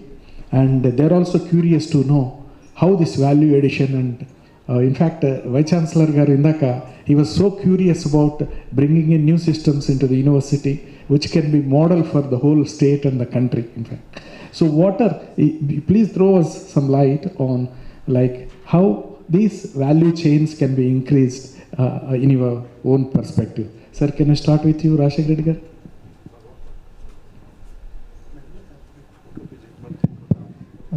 Like I said, I think today we have almost like 2.5 times excess production of grains, and still the entire policy focus is on grains only. So today, if the farmer, there are two things, right? If we need to really use these grains, then obviously we need to export. And if we need to export, we have to be competitive. Today, we are definitely not competitive because our cost of production is higher. So productivity becomes a key. That is one. And so obviously I think prices going up and up, then okay, somehow if we can protect the domestic market, consumers can still consume because they don't have a choice. But if you really want to export, then that is an issue. Recently I think we started agri-products, we have exported about $50 billion, but out of that about 30 is mostly rice, and most of this rice is PDS rice. We are subsidizing Africa and other countries, so that's not real export, right?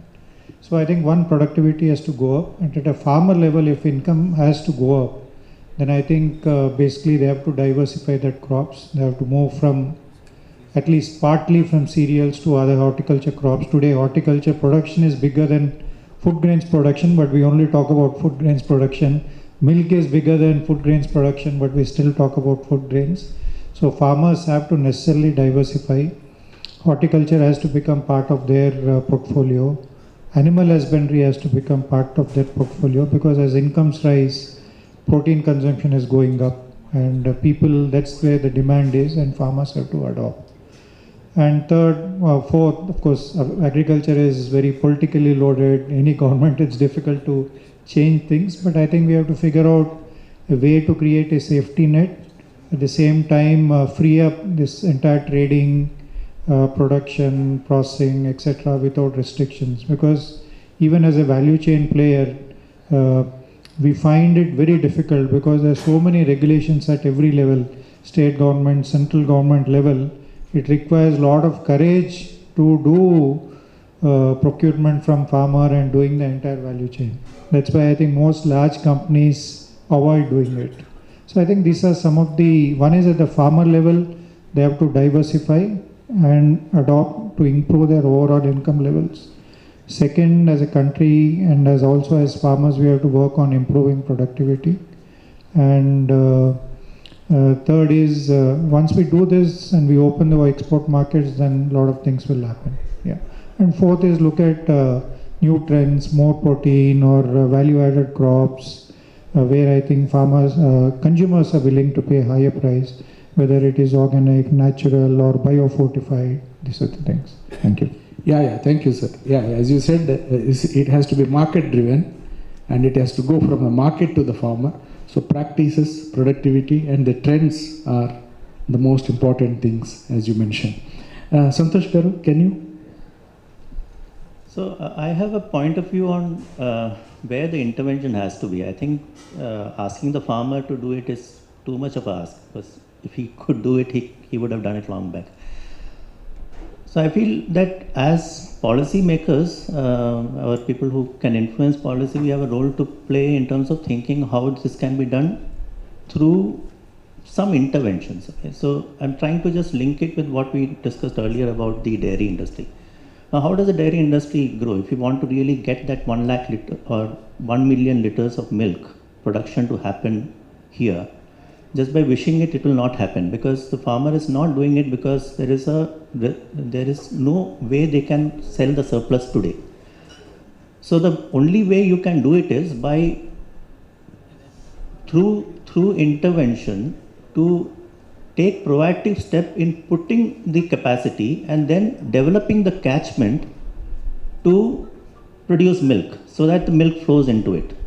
So because there is an additional demand that is created there around that processing facility, the income levels will increase. Okay? So I'm giving you one more example which is naturally happening now.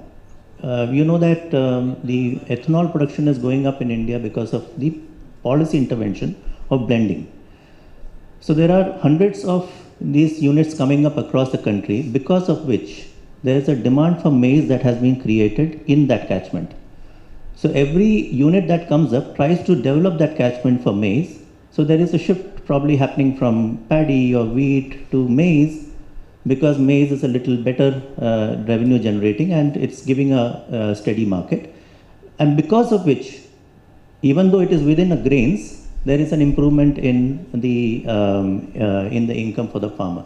So I think if we start thinking in terms of what is the best solution for a micro market, like catchments, and develop the right kind of infrastructure in those catchments through these kind of processing facilities, or in terms of creating warehousing capabilities, or in terms of creating food parks, that is the way we should be looking at developing this. And I want to make one more point on this. So this is one part. The second is, if you look at one area which I am very passionate about and I feel that we are not doing enough, is about GI tagging of products. Okay, we have when we are looking at some data in food products, India has only about 220 or so products that are GI tagged. So GI tagged, as you all would know, Darjeeling tea is a GI tag product.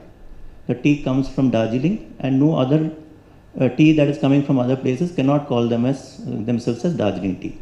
So in processed food, an example could be a Tirunelveli halwa or a Agra petha. Okay, so only products that are made there can be tagged with that.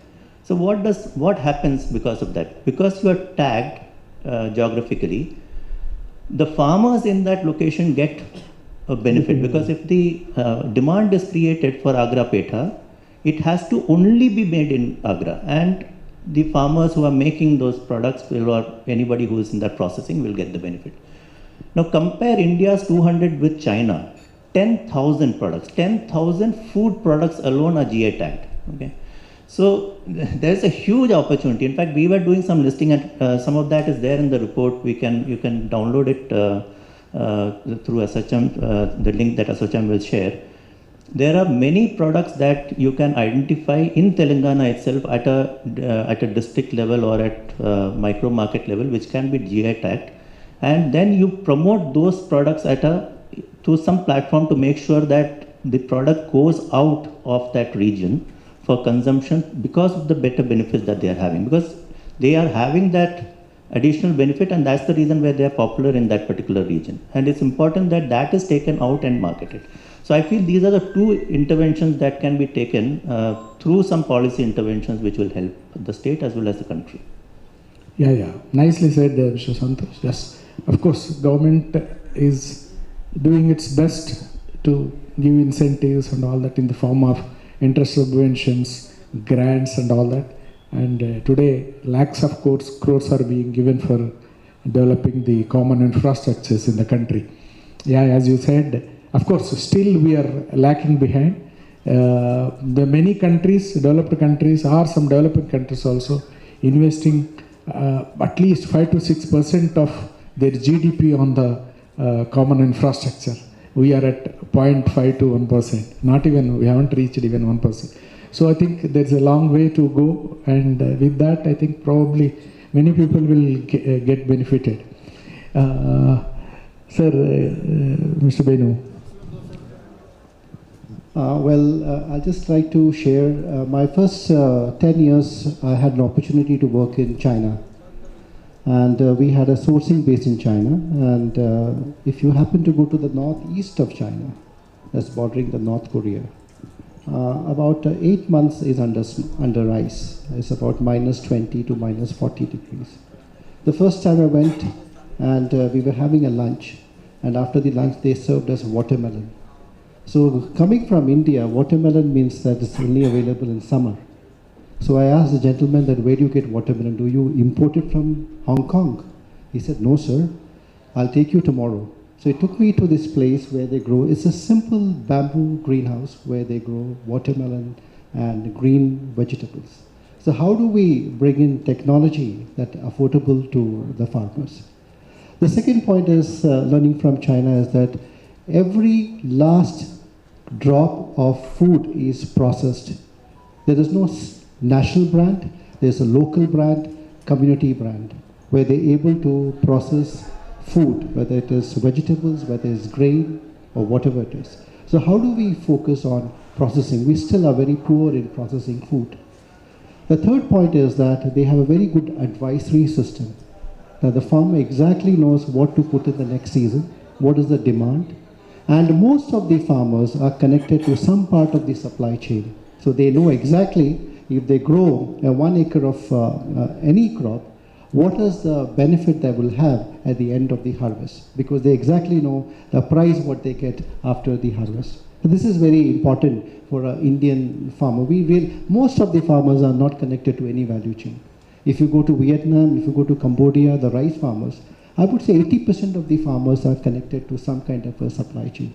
At the harvest point, he knows that this is the money that I'm going to get up from 1 acre of land. So I exactly plan how my interculture operation cost would be, which we, at our point, we are really helpless. We have a project in Bihar, and I look at farmers who are growing lychee, and they don't have a proper pack house, they don't have a storehouse, and lychee is quite, very short in shelf life, and they struggle. And there's a huge export potential, but we don't have infrastructure for it. So how do we come together and create this kind of very practical steps for the farmers to improve their livelihood? Thank you. Understood, Mr. Binu. I think you have rightly touched one point wherein, in fact, we have Israel Council today with us, and he is going to enlighten us with the new technologies which we are yet to adopt and all that. Of course, we are lagging behind in that particular aspect, unfortunately. We are contented with what we had and all that. Now, vibrations being changed. Now, I think we are slowly inclining towards that situation. Thank you once again. And Mr. Umesh, can you please?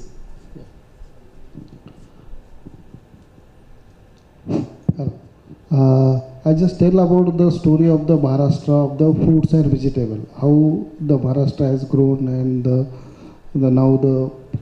for the export and India, the certain crops they are doing the value addition like pomegranate, grapes, then the tomato and the onions. They are grown the certain level, but further processing like increasing the life of the tomato. If you see the tomato price, sometime it will be 5 rupees, sometime it will be 50 rupees. That is the biggest gap. The processing or the value addition is the only way to do that. In the processing also, primary processing, there are certain technology has come which will increase the shelf life at the primary level only.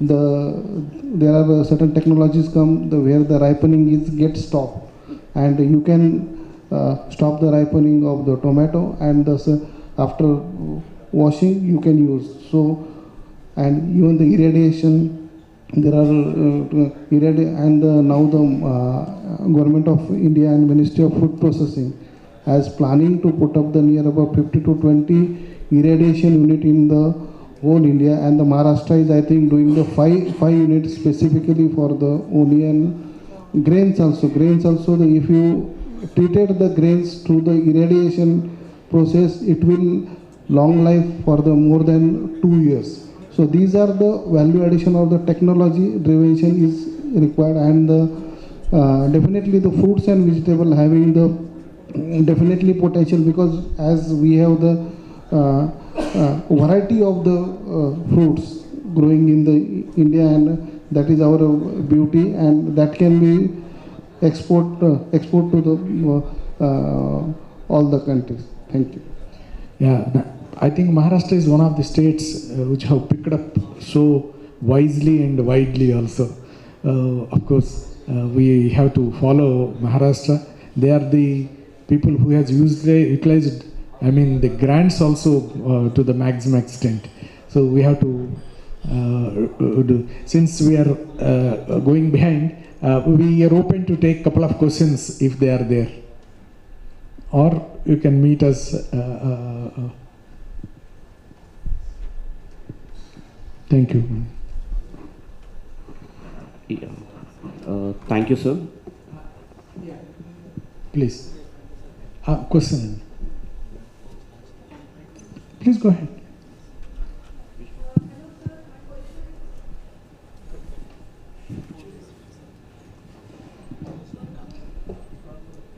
Hello.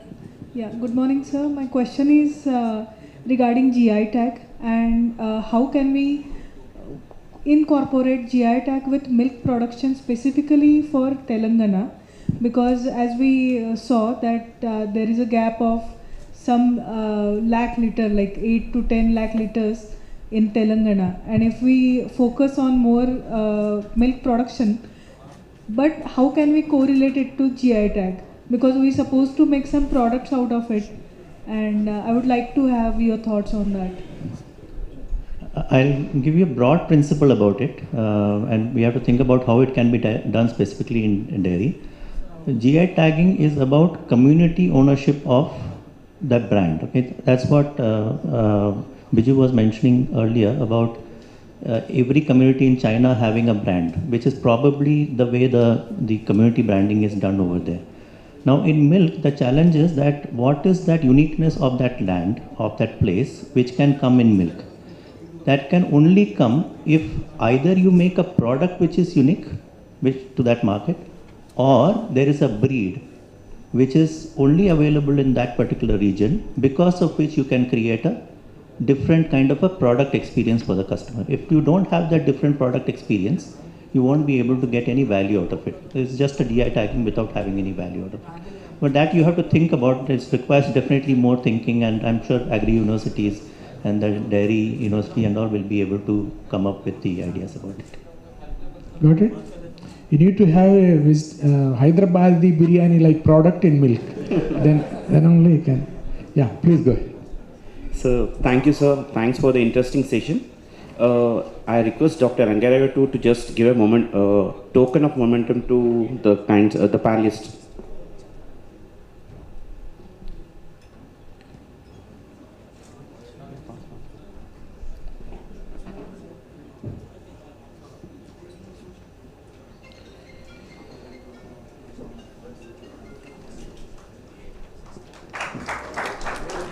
Thank you, Rashika Seelam garu.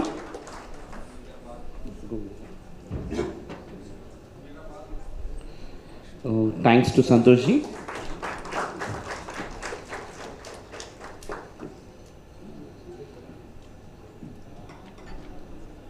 A special thanks to Umesh Kamble ji.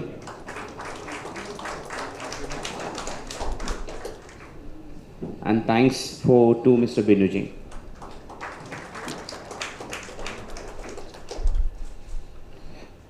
We'll have a group photograph, please.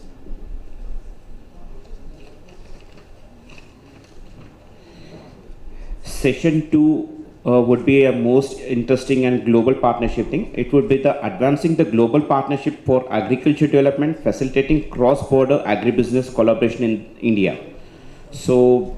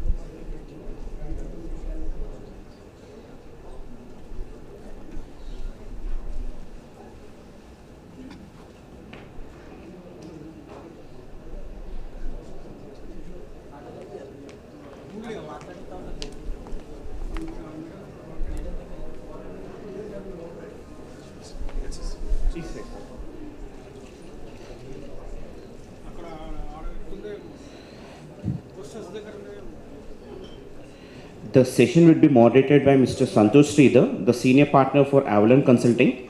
The esteemed panelists would be Mr. Yair Yosef, the Council for Trade and Economic Affairs of Israel in Bangalore for India. We request Mr. Yair to join us. And we have Dr. Kiran Kumar, the only Consul General for Republic of Bulgaria and also the CMD for Suchir India Group. So he will be representing the Republic of Bulgaria. I request Kiranji to join on, please. And we have Mr. Anju Basin, the Trade and Investment Commissioner, Alberta, High Commission of Canada, New Delhi. So I request Mr. Anuj to please come on. And we have Ms. Ananda, the Head of Corporate Communications and Public Affairs, East West States, India.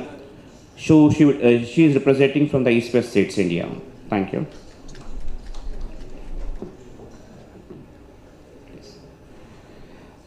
I may kindly request Mr. Santoshji to please take over the session. Thank you. Thank you so much. Again, this is a very interesting point of discussion. See, as we grow in agri processing or food processing, the linkage of the country's value chain with global value chain becomes very important. And the value that the Indian farmer will get will come out of meeting the demand for the same product from across the globe, which is a very big opportunity that we should be exploring as we try to grow our food processing industry. And in that context, it is very important for us to develop the kind of infrastructure that we need in India to be able to cater to the kinds of demand that is available globally, and also build our entire value chain, the supply chain, in such a way that we are able to produce or have the right kind of traceability of the product to be able to meet the requirements of those markets which are willing to pay a premium for the traceability. So in that context, this session is very important for us to get the panelists' experience, gather the panelists' experience on what's been their experience in their respective functions and in their organizations in this. And we would like to learn from this. It's an area where I am also looking at learning from the experience of panelists. So just to start, I will request Mr. Yair Osharov, because as you are someone who is representing your country to look at the trade partnerships with India, and specifically because this is a panel, this is a discussion about specifically food processing.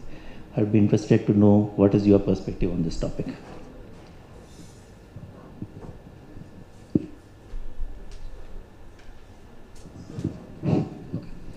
Thank you, Santosh, and first thank you, ASSOCHAM, for this kind of invitation.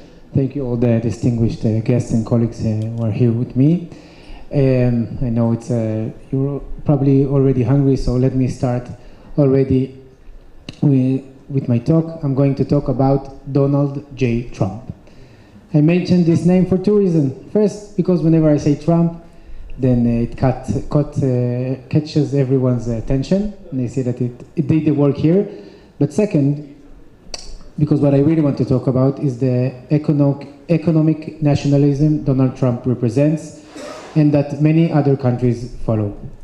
I saw this trend personally. I arrived to India only 3 weeks ago to start my position as an economic attaché. But prior to that, I was part of the Israeli negotiation team with the United States on tariffs.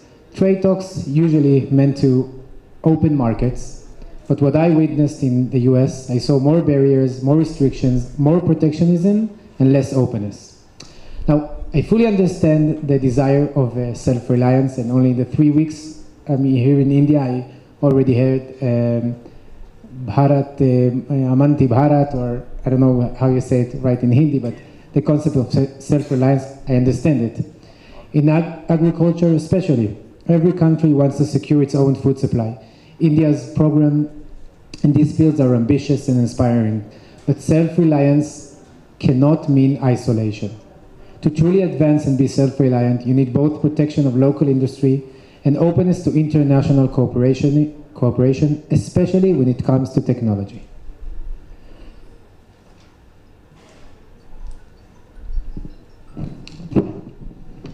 This cooperation between Israel and India already show how powerful it can be. To illustrate this, I will share a few examples of this of areas of this collaboration. In drip irrigation, Israeli technologies through companies like Netafim has transformed hundreds of thousands of hectares across India, making farms more productive with less water.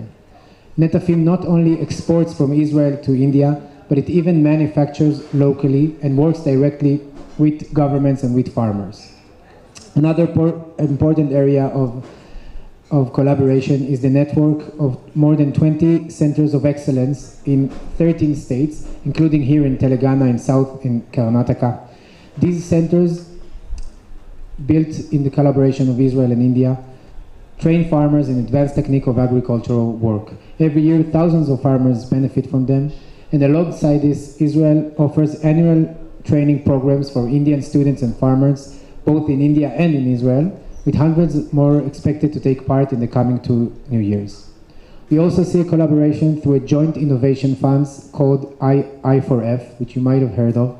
It supports, again, it's a collaboration between the Indian and the Israeli government, and it supports Israeli and Indian companies that are co-developing agri-tech solutions from digital farming platforms to new seed varieties. And finally, we can see collaboration through digital agriculture.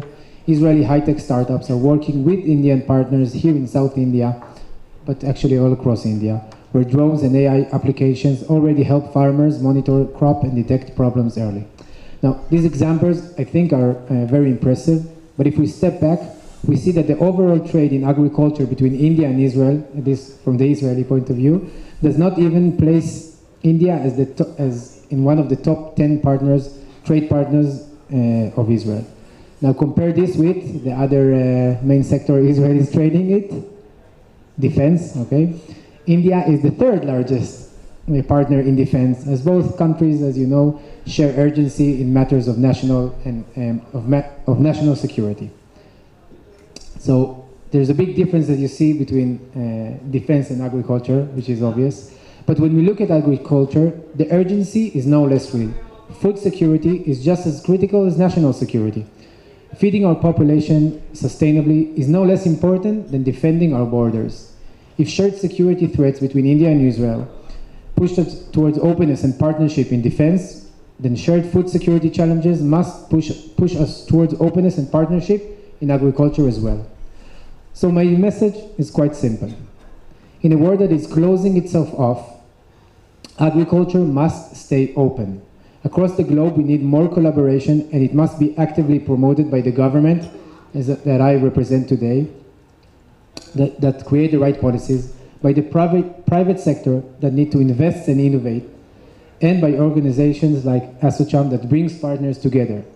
Only by promoting this global cooperation at every level, we can unlock the full potential of agriculture innovation for a more secure, sustainable, and nourished world. Thank you very much. Thank you so much. I've been knowing about the kind of capabilities Israeli companies have brought in irrigation, in micronutrients. A lot of the products that are being sold in India have Israeli origin. But as you said, probably an overall picture is still not very big. And as we move forward, probably that will happen. I want to cover perspective from Dr. Kiran Kumar, who is coming here as a representative, as a Consul General of Bulgaria. Your perspective on the same topic would be helpful. Thank you, Mr. Santosh. As we are all aware that agriculture is not just creating, cultivating and harvesting anymore. It's creating more the global partnership. As far as the Bulgarian the side is concerned, we are when Bulgaria is looking at India for spices and for oil seeds and herbs and the rice, but as you are all aware that the organic, what we need to underline is the organic. So especially the Bulgaria is a part of EU, and it's a part of Schengen now. So the Bulgaria mostly it concentrates on the lot of the teams they visited Telangana and Andhra, and they're visiting into the agriculture fields, and they're trying to understand what kind of process they go. And some of the companies, they wanted to come here and invest here in virgin lands where they'll be able to get associated with the farmers directly. A lot of but what from my consulate, what we are trying to do is we are trying to develop some apps where the traceability, where we are going to get a right product at a right place, and where we can sell it at a higher price in Bulgaria and Europe. This Bulgaria is like a gateway to Europe. It's very easy to get into the Bulgaria, and from Bulgaria you can penetrate it into Europe.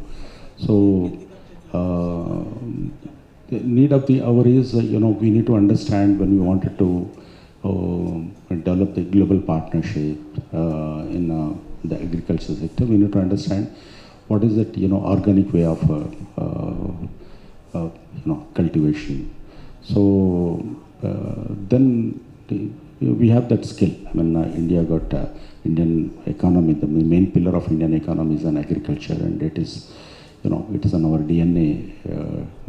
The agriculture. Most of us might be, from the agriculture background families. If you look at it, we need to educate. Some of the AI-based apps are available now. That we need to take it down to the grassroots level, so that the ground level farmers will get benefited, and they'll be able to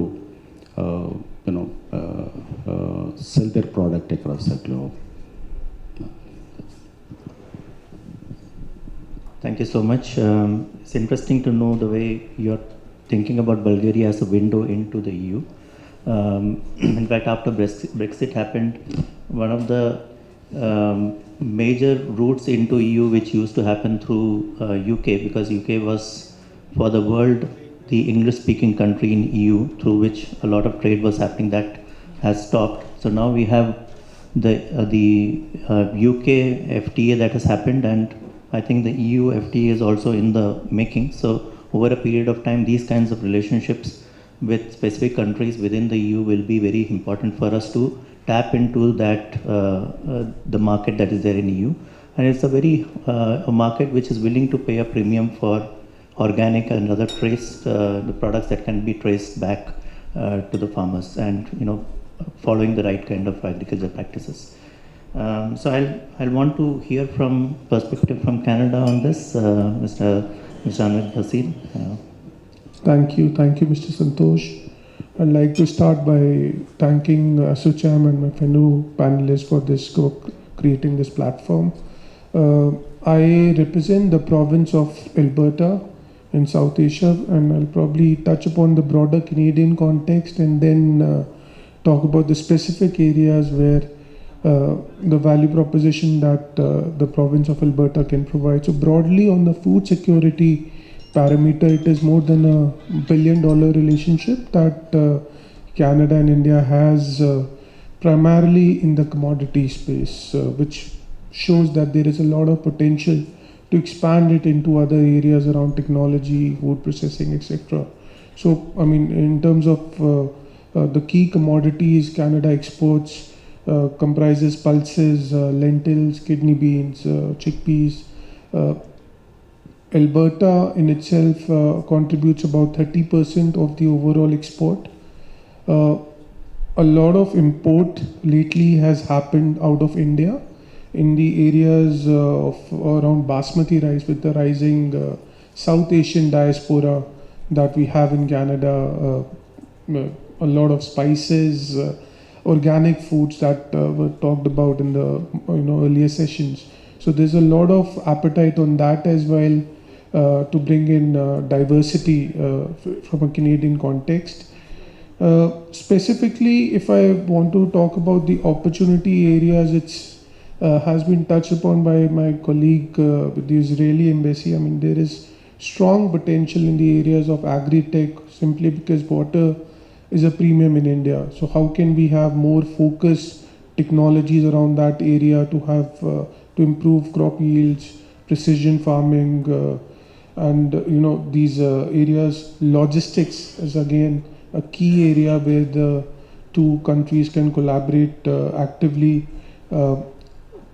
expanding the the basket of exports as well as imports to other areas like processed foods, cereals. I mean, so far it's primarily pulses and canola that we trade in. So can we expand that particular basket? Then improving crop yields, improving protein cluster development, because malnutrition is, especially amongst women, is an area where the two countries can work in a much more focused manner and resulting in outputs. Then technology partnerships to improve pulse productivity, yields for those companies who are looking to invest in Alberta or in Canada.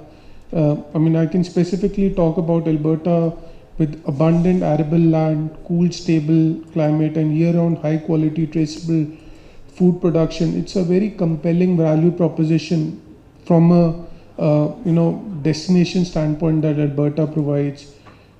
To top that off, there are investment incentives in terms of tax offsets, in terms of any innovative technology or innovative solution that is being developed. So there are grants available that can be talked about. Even at a farm level, if there is some sort of innovation focused on sustainability, there is a dedicated fund that supports investors. There are mobility programs as well, be it the provincial nominee program or through the startup visa program. We've seen a lot of agri-business entrepreneurs leveraging this particular opportunity to engage with Alberta and Canada. So maybe I'll close off on these tangents, and we'll be happy to explore further. Thank you. Thank you so much, Mr. Anuj. I think you brought in one additional angle to it in terms of India being looked at as a market, because many times the discussion happens about what is the market to which we can export. But you brought in that, and I want to come back to that topic later. I kept Ms. Ananta to the end for a reason, because here were three people who were representing countries, and wanted to just finish that part before I get to hear from you as somebody who is representing a firm that is in Agri-Input, and which is an MNC which has invested in India. So how is your view on this? Thank you. Gratitude to ASSOCHAM for organizing this session. And I represent East West India, which is a regional vegetable seed global leader actually. And it's been founded by late Dr. Simon Groot, who's a Dutch seedsman and who was the winner of the World Food Prize. Our work goes beyond just creating quality vegetable seeds, but we also do a lot of farmer training through knowledge transfer programs, women farmer empowerment programs and such. So having said that, yes, a lot of illustrious speakers today have spoken about the potential of India, and I'd like to, especially with regard to vegetables, and I'd like to speak a little bit about the potential of the vegetables seed market in India, because that's where we come from, and the potential that it presents to us today. So basically, if you look at India, from being a consumer of global innovation today, we can say that we are on our way to becoming a global seed hub. We are among the top 10 exporters, vegetable seed exporters, according to Rabobank study, which was released in 2024. And we are already a partner of choice for many global companies for off-season multiplication of subtropical and tropical crops. And our market is slowly and steadily growing. Already our capabilities in vegetable production has grown year on year. Today we produce more than 200 million tons of vegetables every year, and it's increasing. And if you see the vegetable seed market in India, it is growing very well. We are at a CAGR of between 7 to 10 according to industry estimates. So it presents a huge, huge market potential. And what is also interesting is the trust that India is able to generate in the minds of our global companies, global, I would say, collaborators. Because we have now demonstrated high adherence to quality and quality with scale. So the trust in us is increasing, and it's time we really capitalize on this trend that is there in the market today. But what is important at this point of time, if I were to say, is the way we look at it. Are we really capturing the value of the potential that this sector offers? Some of the illustrated speakers in the previous panels have pointed out, like for instance, the founder of 24 Letter, Mr. Rajshekar Reddy, said it's important we look at vegetables. Now we need to move away from the green revolution is all very good. We have a fantastic history, but now if we were to look beyond that, we are still stuck in the narrative of nutritional food security, but we need to move on towards nutritional security, and that can be achieved only if we look at more nutritional inputs such as vegetables, for instance. But for this, we need to be open to global collaborations. We need to bring in technology. We should be able to export our technology. All of this is very important. And I'll tell you one beautiful example of this collaborative exercise that has come about, which was basically conceptualized by Mr. Mikkel van Erkel, who was the agricultural counselor for the Dutch embassy in India. Now he has moved on to another important assignment. But thanks to his vision, he has brought together the Dutch embassy, the Seed NL, and Sadhguru management consultants to form Seed Secretariat, where the Indian companies or foreign companies with Indian presence can create a platform to discuss the problems or the potential of whatever the collaborative opportunities that are available to us to bring more growth to each of us. So this is a great example. Similarly, we need to look at the regulatory challenges that we have. The IP protection has to improve. If we are looking at global collaborations, this is important that we double back on innovation. We need to double back on quality. We need to double back on IP protection. And we need to make our stance very clear. And this is something which the government of India has to really pay attention and look at it in a broader perspective. Because we have gained a lot from so many companies coming into India. And there is a lot more to be achieved. We can easily become the global seed hub of the South. It is not beyond the imagination. It can be easily done. But creating, like for instance, some of the illustrated speakers also spoke about traceability today. We need to create infrastructures to test traceability as well. So these are the things that we need to focus on to bring this potential to the fore. Thank you. Thank you so much. What I pick from what you said is that as a company, you are one of the companies that's looking at India as a potential market. It's a big opportunity here, and a market where you should be investing as a firm to grow the business for the South, for the southern state, for the southern part of the hemisphere. That's how we are looking at it. What I would like to say is this vegetable seed sector in India offers a great potential.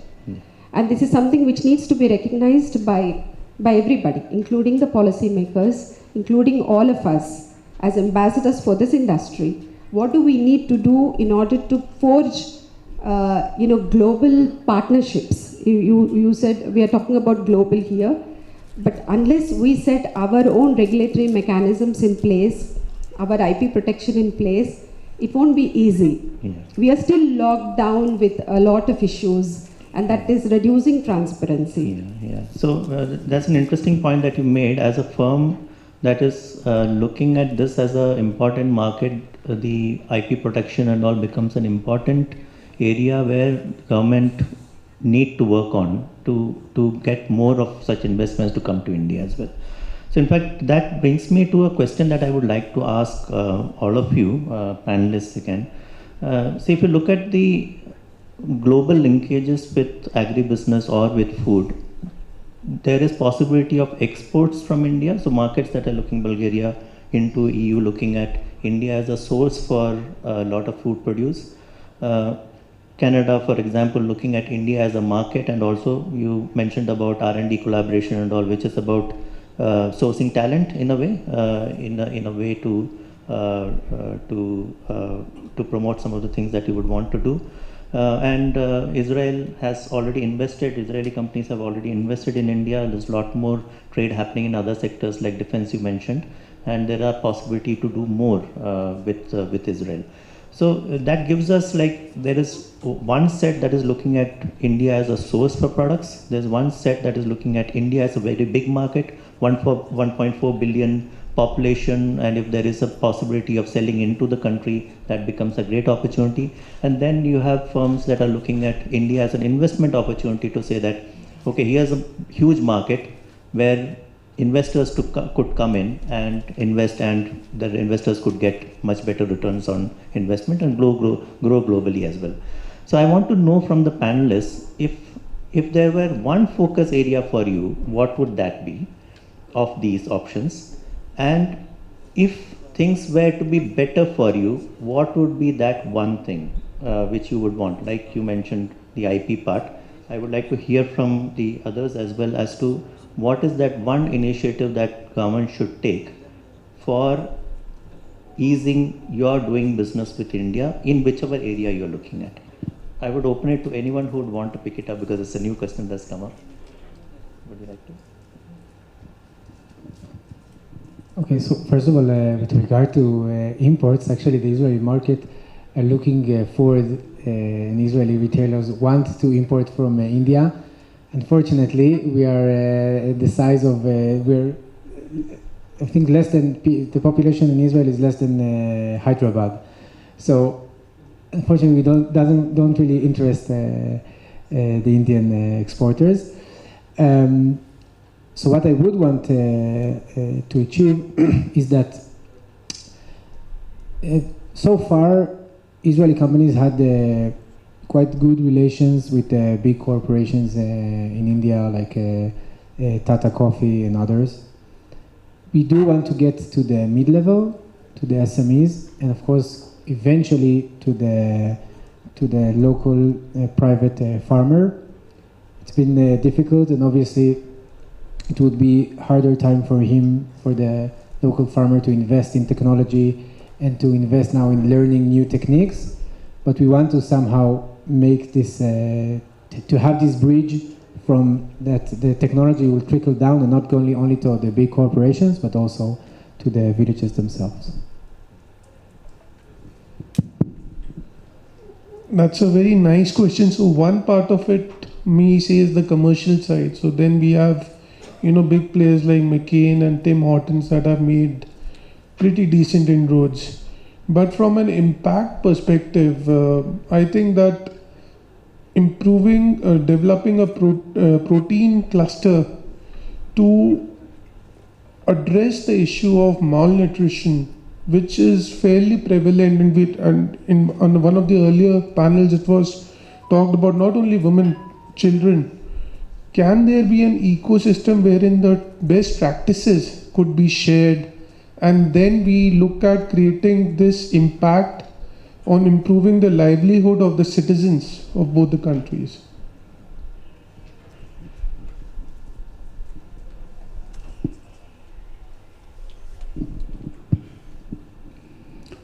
I feel that we need to focus on the fruits and the vegetables with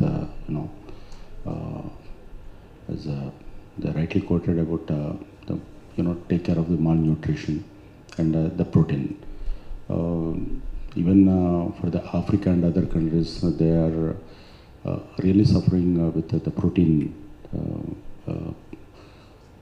protein supplements and all. I mean, these if you focus on this, and we have our own the native the fruits which are not popularized, and we need to promote it properly, and we need to brand it properly, and we need to sell it across the globe. We are bringing it from across the globe, from outside to India. I mean, this dragon fruit, etc. It's not our native fruits, but the wonderful protein, the fair, and the different the nutritious fruits are native fruits are there. If you are able to promote it properly, and if you develop a market outside the borders, then it will be a nice initiative. For this, government also should come forward, give some incentives so that the local farmers will get benefit out of it, and it's a huge market. I mean, it's a if you go to the villages and all, it's a very, they know the how to cultivate it and how to develop it. But we need to develop, I mean, we educate them what is export quality. That's a very important thing. Then it's a huge market itself.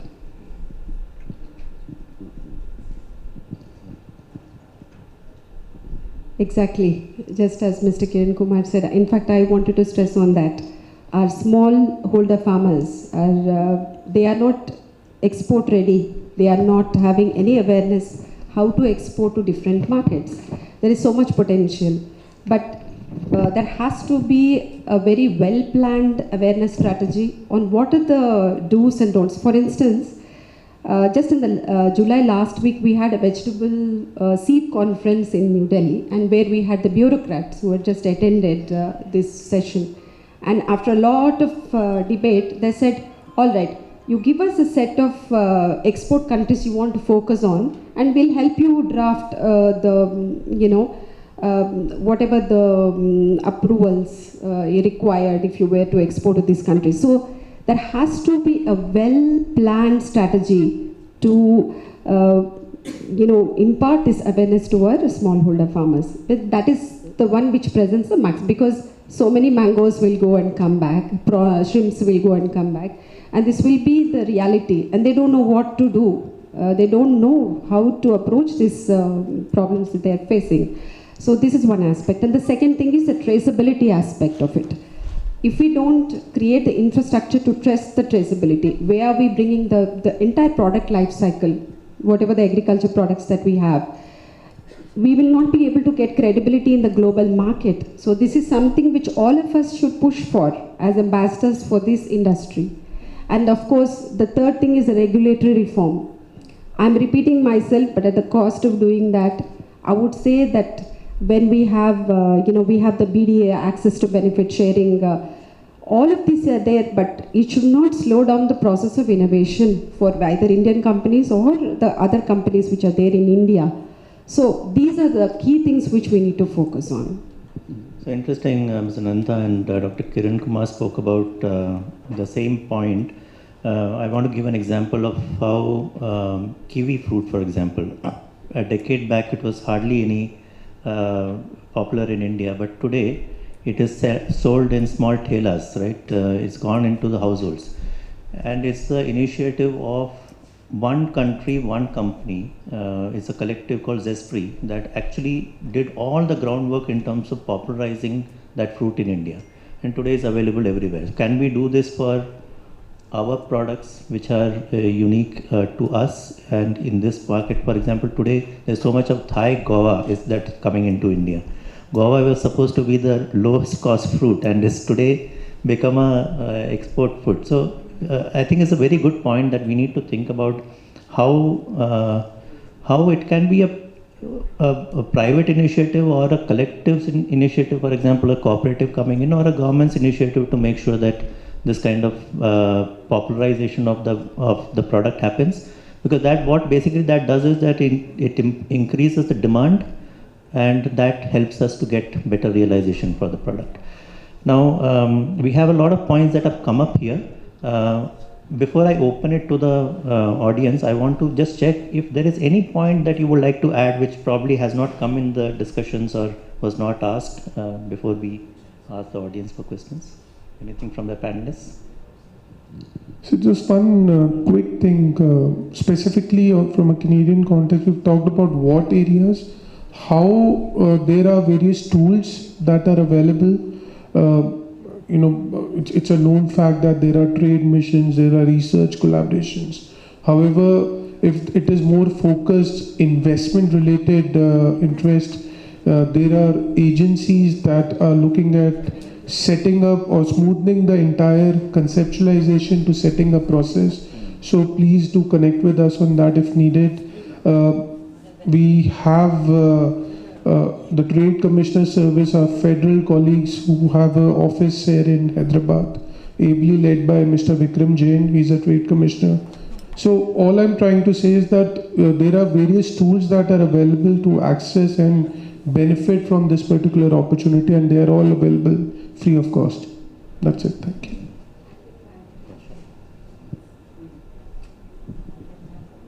So I'll take this opportunity to actually list out the challenges if we were to become the global seed hub. So greater phytosanitary alignment and faster clearances for seed trade, so farmers can get seeds on time. Faster and transparent import approvals for global germplasm testing, which is critical to keep breeding current. Dedicated channel for import of seed for multiplication re-export, which is today is missing, yet essential for India's role as a reliable production base. And stronger intellectual property and PVP enforcement to curb counterfeit and illegal seeds, thereby protecting both farmers and genuine innovators. Robust seed quality traceability system so that India's exports consistently meet OECD, EU and other countries like Japan standards. Thank you. I really like that point about the approvals for re-export.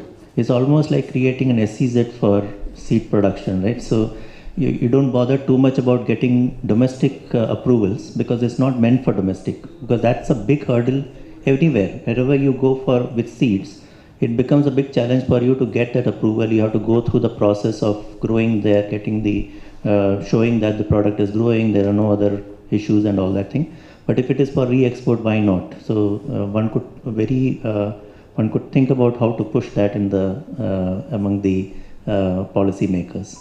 So thank you so much. I would like to open this for some any questions that the audience may have.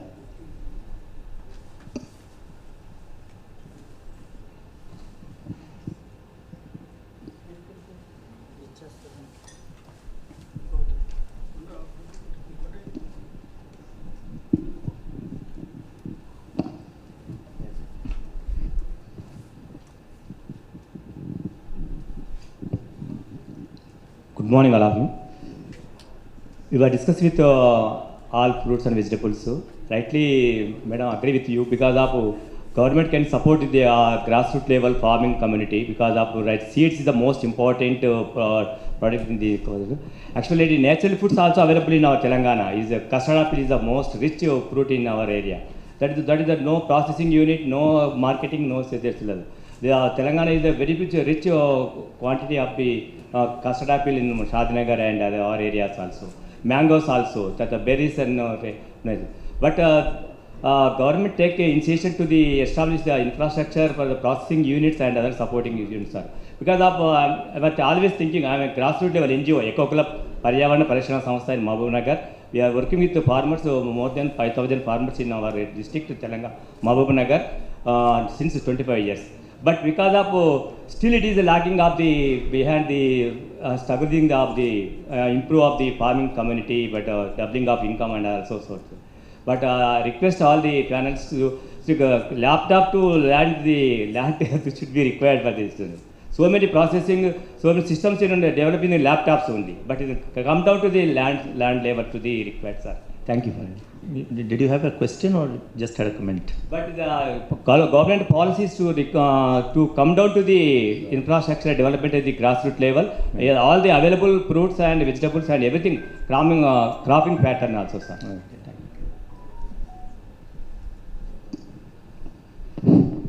I have one or two issues with respect to seed. I think ours is the seed hub for the entire country and also talk of world. So we have something around 450 companies. And this seed mainly on vegetables. So there's a lot of scope for export and also within domestic also we need to have. What are the difficulties which you are facing as a seed industry? So what can be done at the state level? What can be done at national level? These are to be flagged. And in addition to that, normally what is happening is this hybrid and our local varieties we have from the university.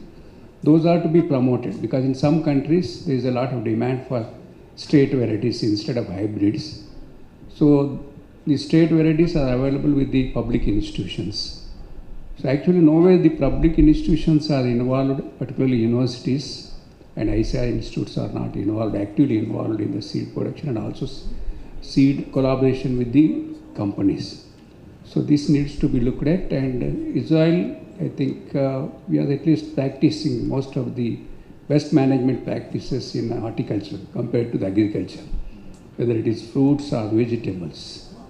And as for the Canada and just now you said, I think we would like to have some kind of research collaboration, and probably you can help us, our university, we are proactive and would like to do. So whatever the issues that are at different levels are to be flagged separately, so that we can take it to at different levels. And earlier panel also they were talking about the GI tagging. Already our university is in the forefront. We did for the Warangal Chapata chilies, and Agriculture Society did for the Tandoor Kandi, and we have actually proposed for another 11 products from our university, almost, and also just now Sitapal and all that.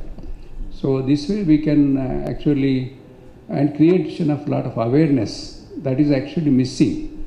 Every farmer is skeptical about their own produce. So with simple techniques they can improve upon the quality of the produce, so that they will get they will fetch the good market price, and also export standards for small farmers they should learn. So I think these are some of the views. Thank you, Dr. Reddy. If I were to just address one of the aspects of what you've told is, if the problems need to be flagged for seed industry, there is too much of regulatory challenge. Like for instance, there is license which is at states, every state, agriculture is still a state subject. So every time there is a license challenge, every time you have to go through this, and that slows down innovation pipeline. That is one aspect. And if you're talking about, this is the problem of the seed companies. I've already told about the regulatory challenges, which actually are slowing down the innovation part. Now, if you come to the farmer point of view, of course, we have talked about awareness, but the previous panel have highlighted a very interesting point where in China they have connected with the supply chain. They are connected with a supplier. So why is it that we do not have even today any connection like that, where it is 360 degrees? We have seed production, but we don't have any advisory. One of the speakers also spoke about advisory for forward prices. Why is it not still easily available to the farmer? Why don't we have a very well defined system where we can give this opportunity to the farmer to plan what are the, even today it's always guessing, and if you see the tomato farmers is a great example. All of us know what happens to tomato. Every year we see this, it's heart-rending to see the farmer doesn't even lift his harvest off his because even that money also will not come to him. He will simply dump it in his farm. And this kind of heart-ending stories we are seeing everywhere. And today we have adopted some of the high-value crops.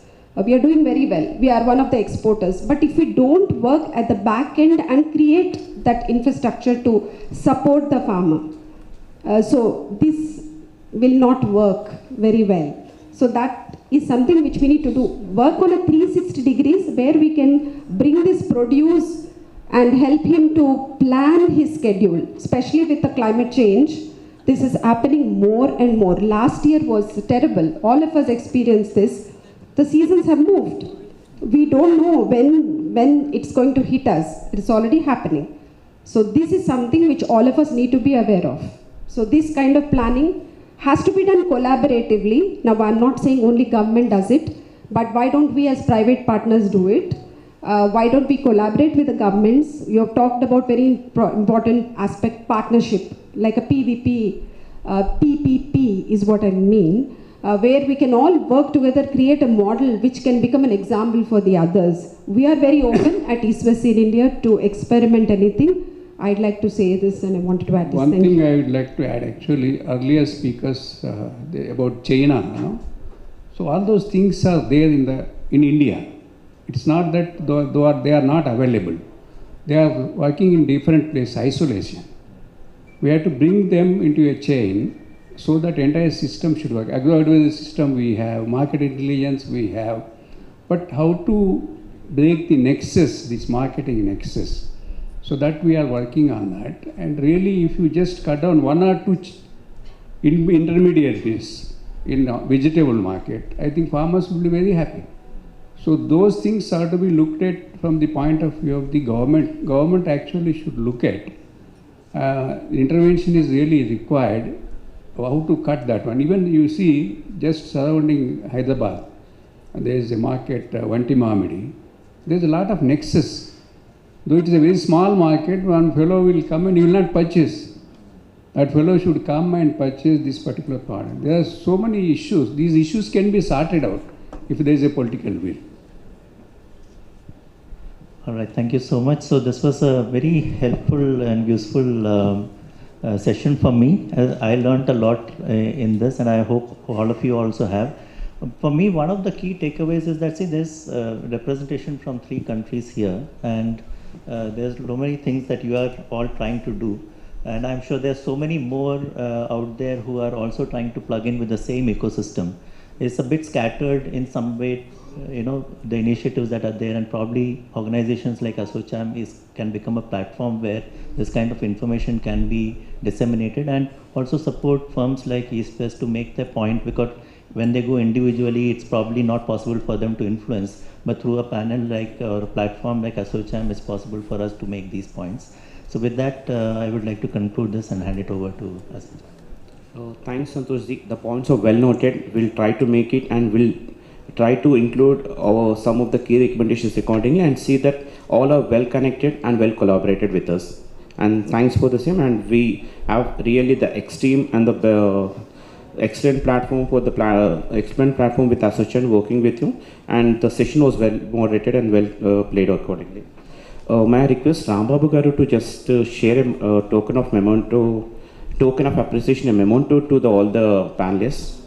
So this is a seed Ganesha. So it is an eco-friendly product, and it's a kind of a thing where after the maybe the 5 days of the puja, what we do for this Ganesh Chaturthi, the idol can be immense in the home only, and this can be planted somewhere where an organic seed would be generating from the same, and it will be very eco-friendly, and it's a medicinal kind of a plant, and the seedling and the saplings are organic material, and is also well, it's a kind of a, like maybe the plant would be a tulsi, neem, or any of the organic sapling which has been worshipped in all our AP and Telangana. Thank you. May I request Rambabu Garu to please to Ms. Anandaji. Thank you, ma'am.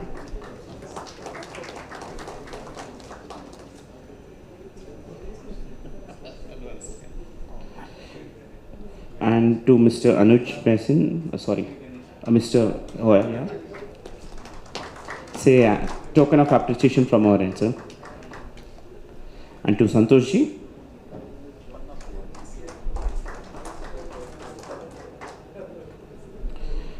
To Dr. Kiran.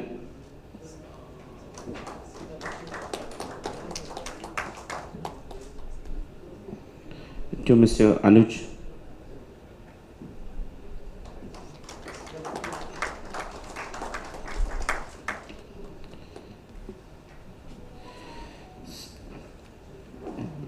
We'll have a group photograph, please.